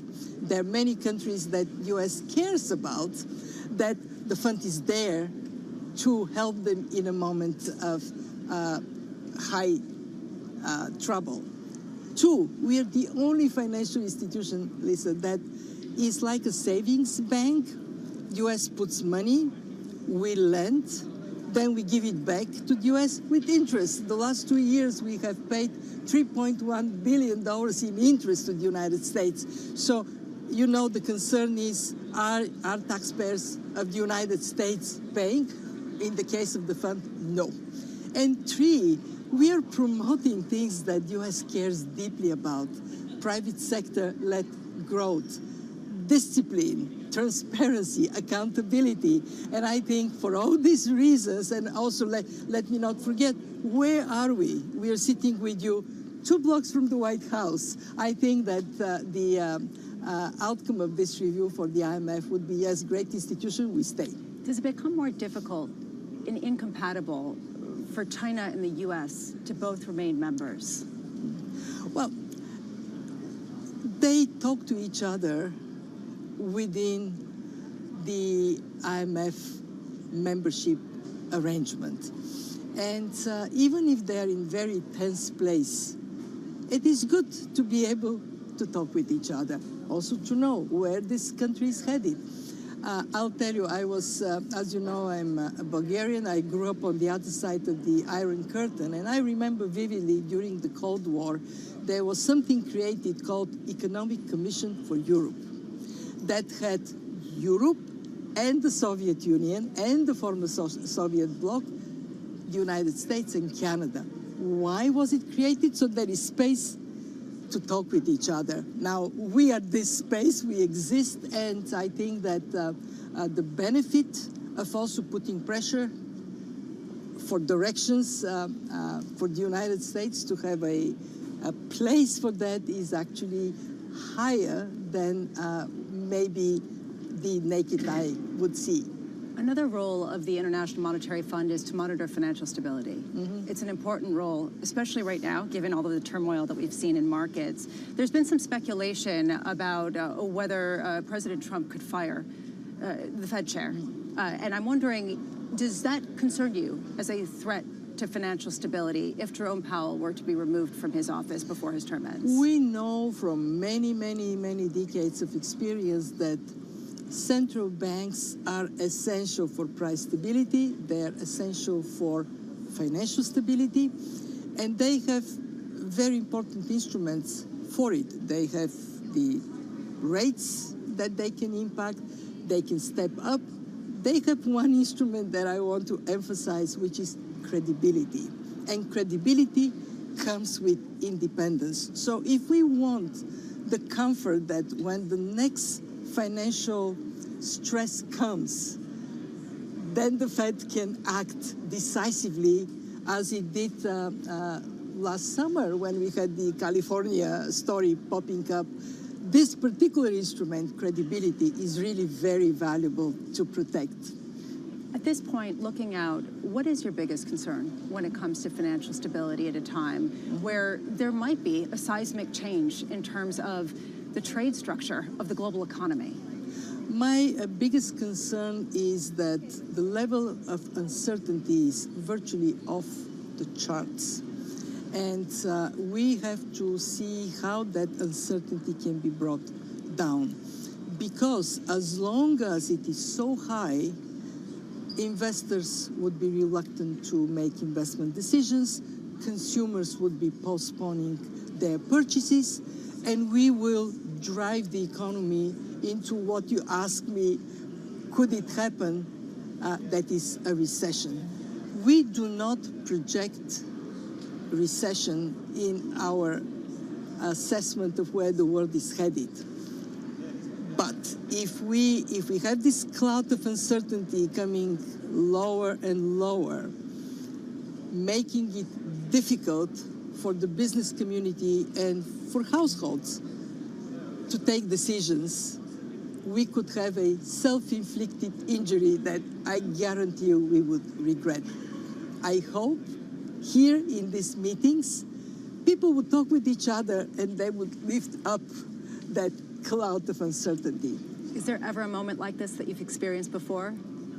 You know, here I am. I have been fortunate to see massive transformation. My own country came from central planning into markets, and it was a very dramatic experience. What did I learn? That a shock is an incredible opportunity. The impossible becomes possible. Germany lifted up its debt brake. And I hope that countries would look into this moment and then they would take the mirror and say, what is it that I can do for my own country that I have been reluctant, shy doing? And then maybe we would see advancements of reforms that would bring better opportunities to people. Kristalina Georgieva, thank you so much for taking the time. And now I'm going to send it back to you, Carol and Tim. That was Kristalina Georgieva, the Managing Director of the International Monetary Fund. All right, Lisa, thank you so much. And if you missed any of that interview, be sure to check it out at Bloomberg.com. We should point out some of the headlines between Lisa and the IMF Managing Director is that she says central banks need independence to be credible. She also talked about certainly the relationship between U.S. and China and talking about how the IMF is a place for those two nations, the two biggest economies in the world, to have a dialogue. And then she also talked about tariffs and recession, Tim. Yeah, this was really interesting. She said the danger of recession looms if tariffs are not resolved. And she also said the levels of uncertainty are, quote, off the charts. It's a similar thing to what we've heard from a lot of the executives who've reported earnings or perhaps withdrawn guidance over the last couple of weeks. We're going to hear from a lot more companies in the coming weeks, but certainly uncertainty is a theme that we've heard from them. We certainly have, and we'll continue to watch that. One other headline, further uncertainty risks self-inflicted injury. It's something we've heard also a lot in terms of this environment, this tariff war, if you will. Hey, also in D.C. and at the IMF spring meetings is Bloomberg News international economics and policy correspondent Michael McKee. He's been covering as well. He joins us right now from our D.C. bureau. Mike, the IMF forecasts, the comments from the IMF managing director, anything of note you think that the Bloomberg audience needs to kind of maybe sit up and listen to? Well, I think if you parse what she was saying, she's talking in the positive sort of tone of an IMF director who doesn't want to panic the world, but you can read between the lines and see that they are really nervous about what's going to happen going forward because they don't really know.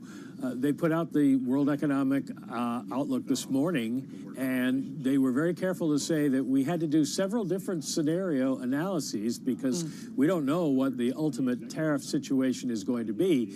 But all of them are bad. Some are just worse. So this is not a particularly cheerful meeting that we're going into. It's like similar to what we heard from United Airlines. Scott Kirby last week put out two different guidance, one based on a recessionary outlook and one based on if, everything goes according to plan. Nobody really knows what's going on. Mike, when we think about what we heard from the IMF and it's slashing its growth forecasts due to those downside risks that are dominating, how do we look at the track record of these forecasts? Because every year we seem to make a big deal out of these growth forecasts, but like we're saying, there's a lot of uncertainty out there and we don't know what's around the corner. How should we look at these numbers? Well, ordinarily, people don't pay a whole lot of attention to the IMS forecast, at least for the biggest economies. There's certainly enough people who do that on a daily basis. Investors in frontier and emerging markets get some good information on their countries that they're looking at from these numbers. But I think the overall impression is more than the individual numbers. It may not be that the United States grows a full percentage point less than they thought it would, but it's going to be slower. And that's the message that they're trying to get across. I thought the China one was very interesting. The IMF is predicting 3.2%, and of course the Chinese never want to grow less than 5%. So even if it's not 3.2, anything less than 5 is sort of a black cloud hanging over the Chinese economy. Mike, how are you thinking about the U.S. economy at this point? And, you know, we hear a lot of people talk about the possibility of a recession, is certainly if these tariffs stay in place or if the uncertainty about what the tariffs will ultimately be stays in place for a lot longer. Is there a point where there's kind of, you can't go back? In other words, sentiment will be so dampened that we'll get there even if the tariff picture in 6 months is a lot easier than it is today? I think that's the case. It's different a little bit for companies and for consumers. If consumers start to feel better, and it's certainly been a beautiful couple of days here in Washington, temperatures in the 80s and the sun is shining, so maybe people want to go out and spend something. And we're going to get to the end of school vacation time. People might go out and spend if they feel things are going to be okay. They'll watch gasoline and food prices. Companies, they have a long lead time for doing kind of investment projects, and they're going to want to know not only what's the situation right now, is the sun shining, but what's going to be the weather forecast 6 months down the road, a year down the road. What are the rules going to be? And that's going to be the hard part to put back in the bottle for this administration. Well, as consumers think about their own spending for the remainder of the year, Mike, when are we going to learn, or what is the best place to look to see if consumers are indeed pulling back? We're listening to executives on earnings calls over these next couple of weeks, but where are you looking at the data? Well, I think, I mean, obviously we do look at especially the retailers' earnings calls, but the retail sales numbers, and at the end of the month, which we'll get early next week, I think, is the PCE spending report, which also includes services, and we're a service economy. So we'll see if people are traveling, if people are going out to restaurants and bars, if they're doing the kind of discretionary spending that they would ordinarily be doing now. If that pulls back, it kind of be the first thing that would pull back. We'll get an indication that things are starting to slow down. And, you know, a promo here on the Bloomberg ECAN function. You can see the Bloomberg second measure retail sales report comes out every week and tells you basically where people are spending their money and how they're spending it, how much they're spending. Mike, I got to run, but thumbs up, thumbs down, or what in terms of the mood at these meetings really quickly? Oh, I think you'd do the thumbs down. People are kind of nervous. That was definitive, Carol. Very definitive. All right, Mike, so appreciate it. Mike McKee, Bloomberg News International Economics and Policy Correspondent there in our D.C. Bureau. Coming up next, the headline heard around the markets today. This is Bloomberg Business Week Daily.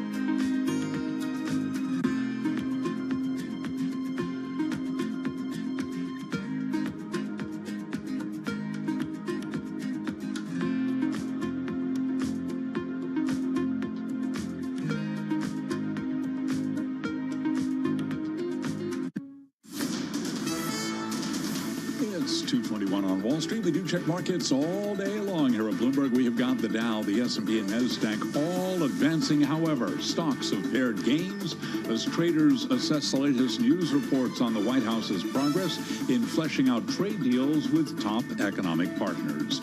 Right to the numbers, we do have the S&P 500 index now advancing by 107 points, up 2.1%. Dow Industrials up 850 at 39,019, up 2.2%. And right now, NASDAQ is up 371. That is a gain of 2.3%. Russell 2000 index of small cap shares up 2.3%. 10-year 4.39% with a 2-year 3.80%. Spot gold now down 1%, lower by $33 the ounce, $33.90 on the precious metal. And West Texas Intermediate crude up 1.8%, $64.28 a barrel on WTI. So the Dow, the S&P, NASDAQ all holding on to gains. Earnings news, Verizon reporting a larger than expected decline in mobile phone subscribers in the first quarter, losing 289,000 monthly phone subscribers due to heavy competition and lower spending by government agencies. Verizon shares down now by 0.1%. AT&T, which reports tomorrow, up 2.3%. T-Mobile reports on Thursday. It is up now by 1%. And briefly, one sporting note, Boston's Fenway Park going to be hosting boxing for the first time in about 70 years. Recapping stocks higher, S&P up by 2.1%. I'm Charlie Pellet, and that is a Bloomberg Business Flash. All right, Charlie, thank you so much. Carol Master along with Tim Stanovic live here on Bloomberg Business Week Daily. Well, we've mentioned that stocks are definitely off their best levels of the session. We did get a kick higher this morning, saw stocks move up when U.S. Treasury Secretary Scott Bessent told a group of investors at a closed-door summit that the tariff standoff with China is unsustainable and that he expects the situation to de-escalate. This is a Bloomberg exclusive. White House Press Secretary Caroline Leavitt actually addressed it at today's press briefing. We're doing very well in respect to a potential trade deal with China. The president and the administration are setting the stage for a deal with China. So we feel everyone involved wants to see a trade deal happen, and the ball is moving in the right direction. I feel like we're trying to read between the lines. That, of course, was the White House Press Secretary Caroline Leavitt. Let's see what it all means. Let's get more on this Bloomberg exclusive. With us is Bloomberg News senior White House correspondent Josh Wingrove. He is there outside the White House. Josh, I feel like we're hearing a lot of things, but I don't know whether that really means progress. How are you seeing it? Yeah, this is like reading between the lines that are already between the lines a little bit here. What you can take from her statement is that she's trying to signal that they're lining up a bunch of deals with countries other than China. And you can deduce from that, if you want to make the leap, that they're sort of signaling that'll put pressure on China to go to the table. Of course, we have no indication that those talks are scheduled or even that there's any interest in them. Trump has signaled that he wants China to pick up the phone and call him. The reporting from our friends in Asia are that that's not likely and not really how things work. So there's a bit of a standoff here. But there's some other reporting today from Politico that they're advancing on some sort of potential tariff-type framework. I'm using the term purposefully loosely here, with Japan, in addition to the progress they announced yesterday on India, and that the White House wants to sort of announce some of these deals, in particular with sort of large regional economies near China, to create this sort of force on it. Now, where that leaves us, we don't know. In the meantime, remember, so many of those electronic goods are exempt, but they're only exempt because Trump intends to hit them with a separate tariff. Presumably, maybe that's up for negotiation as well, although the White House has signaled otherwise, saying that those sectoral tariffs are stickier, if you will, than the across-the-board country tariffs, which seem to change pretty frequently here. So a lot of mixed signals here on this one, but the latest from the White House is sort of like, look, they're prioritizing other deals to put pressure on China to get to the table, but there's just no sign yet that they're near it. Well, certainly the deals that you mentioned with the other countries are obviously very important, but the 145% on tariffs on China are extremely important, I think many would say. Yep. Josh, given what you've reported, what we know about how the president feels about the relationship between the U.S. and China, what would progress look like? I'm not asking for like what the final trade deal would look like, but what does the president want to see? I mean, a lot of the analysts say that the progress would be something in the realm of what he had in term one. He liked that sort of called phase one trade deal. China got traction with the Trump administration then by pledging, for instance, increased purchases of American agriculture products for farmers. Now, I should note, Secretary Besson, according to the reporting from our colleagues Daniel Flatley and others, saying purportedly behind this, behind closed doors at this event, according to their sources, our colleagues' sources, that this basically amounts to a trade embargo, right? The numbers are so high right now that virtually no one is paying them. And there's other reporting from other outlets today about how, stores and, kids' toy stores, that kind of thing, are trying to deal with this. And the answer is they're running down their stock and trying to figure out how long they can last. So I think right now the terms of what the U.S. wants are broader market access in China, and of course the North Star for Trump in all of these, which is why he came up with that sort of unusual calculation that came up with these tariffs in the first place, is the trade deficit. He wants a narrower balance in trade deficit. He's very fixated and focused on that point. Of course, many economists outside, particularly those outside the White House, you have a hard time finding anyone that would say anything other than trade deficits between those economies, given the way they're structured, are almost inevitable. Trump wants to change that, so I think some level of tariff, the U.S. is going to want that to stay there. And I should note there's more bipartisan support for tariffs on China, so he's got more runway, I think, on this one than on the other tariffs, which really did have sort of more objections coming from Congress than we've seen in the past week or so. I'm curious, Josh, about the role of U.S. Treasury Secretary Scott Bessent, that this headline came out of this meeting with him. What is ultimately his role? Because, I mean, bottom line, it's President Trump who's going to decide, right, where we go in terms of tariffs. But I am curious what seems to be a growing or greater role, it feels like day by day, of the Treasury Secretary. Yeah, certainly. He seems to have gathered a larger role here. And, we've had other members of Trump's trade team standing at this very camera and insisting that they are all singing from the same song sheet and marching in the same direction. And, let's take them at their word on that, I suppose. But Bessent is definitely, both publicly and in our reporting privately, on the more moderate end of this spectrum. Now, Trump's spectrum is a pretty hawkish trade spectrum, right? Yeah. A lot of his aides are sort of all hawkish to varying degrees. But Bessent is definitely on the more moderate end. To have him as the face of these talks with foreign countries is, I suppose, can be interpreted as a signal that they want to get to a deal on this. Some of the more extreme hawkish voices, of course, chief among them, Peter Navarro, an avowed both China hawk and just tariff guy generally. I think he would be a different landscape than dealing with Secretary Bessent. But again, I would say all those members of the team say that they're kind of trying to sing from the same song sheet. I should note, though, there was a story last week in the Wall Street Journal, very interesting, saying that Secretary Bessent and Secretary Lutnick got Trump to make his big tariff change on April 9th when the China number went up and, 5 dozen other numbers went down, by doing it when Navarro wasn't in the room. So I can't speak to that other than that's what the Journal is reporting, but that is one dynamic potentially to keep an eye on here. Any timeline, just 30 seconds here, Josh, in terms of what happens between U.S. and China? Do we have any little step forward really quickly? None at all, really, is the short answer. The slightly longer one is they have meetings with 34 countries, Levitt said today, this week. We don't know what those are, but it didn't sound like they were China. All right. Always appreciate it. Josh, thank you so much. Bloomberg News senior White House correspondent Josh Wingrove, just outside the White House. All right, that's what we are focusing on with the current U.S. Treasury Secretary and the subsequent investor perception that this could be, but it doesn't sound like really a step forward in resolving one big market uncertainty. We saw, earlier today, stocks rally, but we've kind of pulled off those highs. In the meantime, one former U.S. Treasury Secretary weighing in on another uncertain situation involving the White House and higher education. Former U.S. Treasury Secretary Larry Summers says there is a substantial need for Harvard University to reform. He made these comments to David Weston, host of Wall Street Week. Reminder, Harvard is suing the U.S. government for freezing billions of dollars in federal aid, federal funding, claiming that the government's demands for changes to governance, discipline, and hiring policies are unconstitutional. And Larry Summers is also a former president of Harvard University. Check out what he had to say.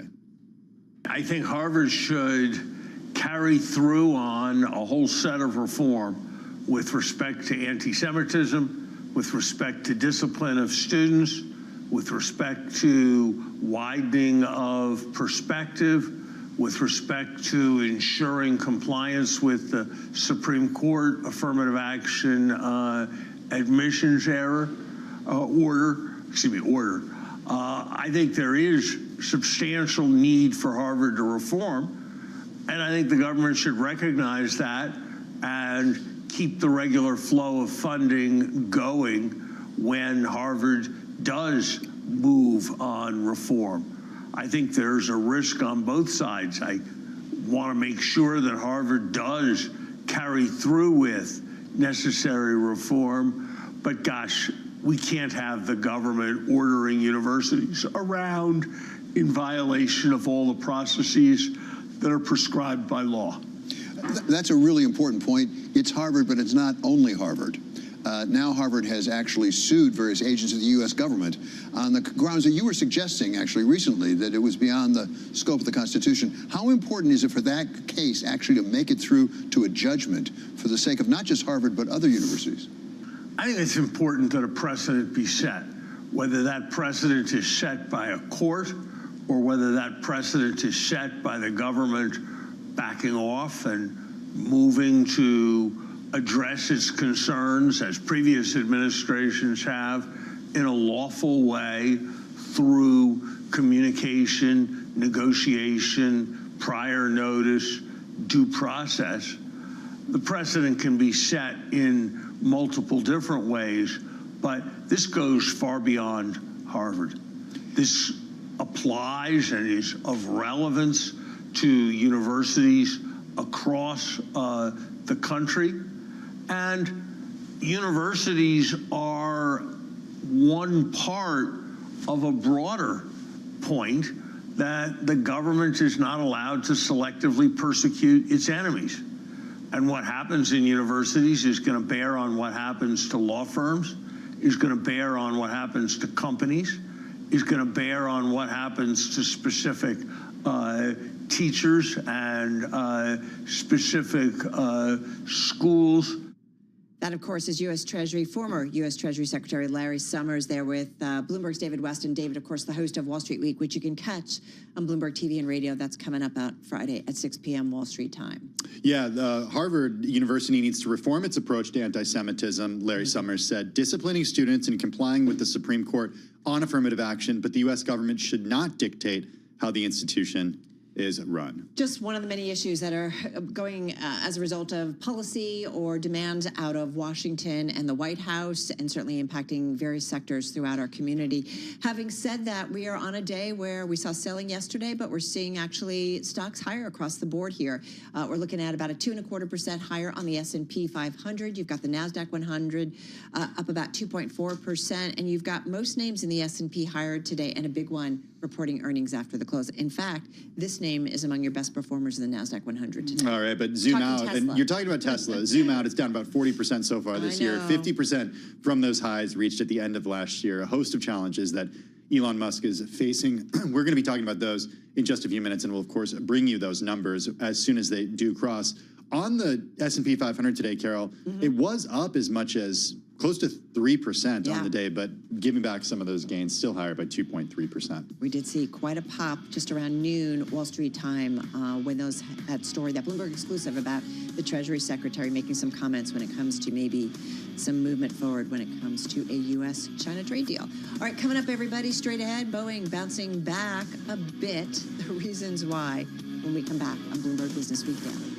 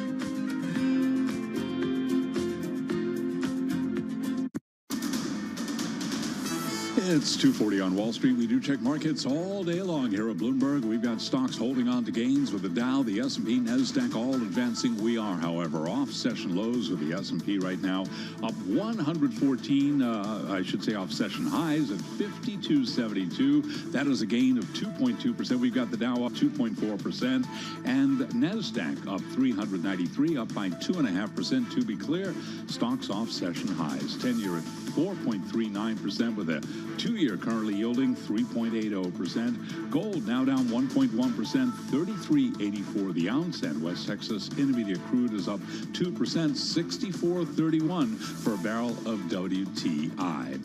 So the Dow, the S&P, NASDAQ all advancing. Bitcoin now surging by 4.5%, 91,315 on Bitcoin. Earnings news, Northrop Grumman is reporting first quarter profit that missed analyst expectations. Northrop Grumman down now by 14.2%. And the aerospace and defense giant RTX lower after the company said tariffs stemming from President Trump's trade war could pose a significant hit to operating profit. Shares of RTX are lower by 9.8%.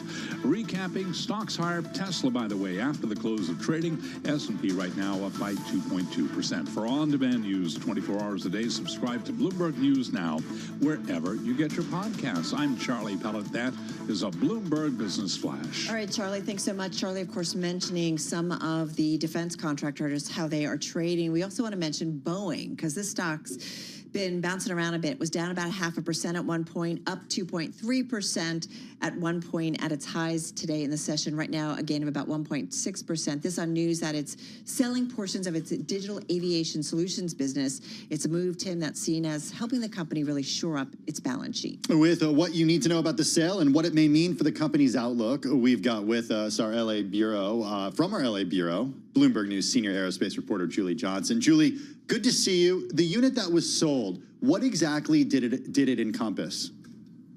Okay, Jepson is really considered one of Boeing's crown jewels. They produce navigation software and tools that are in the planes of just about, cockpits of just about every plane on the planet.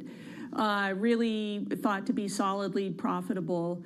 And I think if these had been better times, Boeing would have wanted to hang on to Jepson, but right now it's an amazing source of capital and safety cushion to get through these very turbulent times. So it's shoring up its balance sheet essentially. I mean, you mentioned it's its crown jewel. Even in times that are challenging, why would Boeing part with a part of its business that is the crown jewel?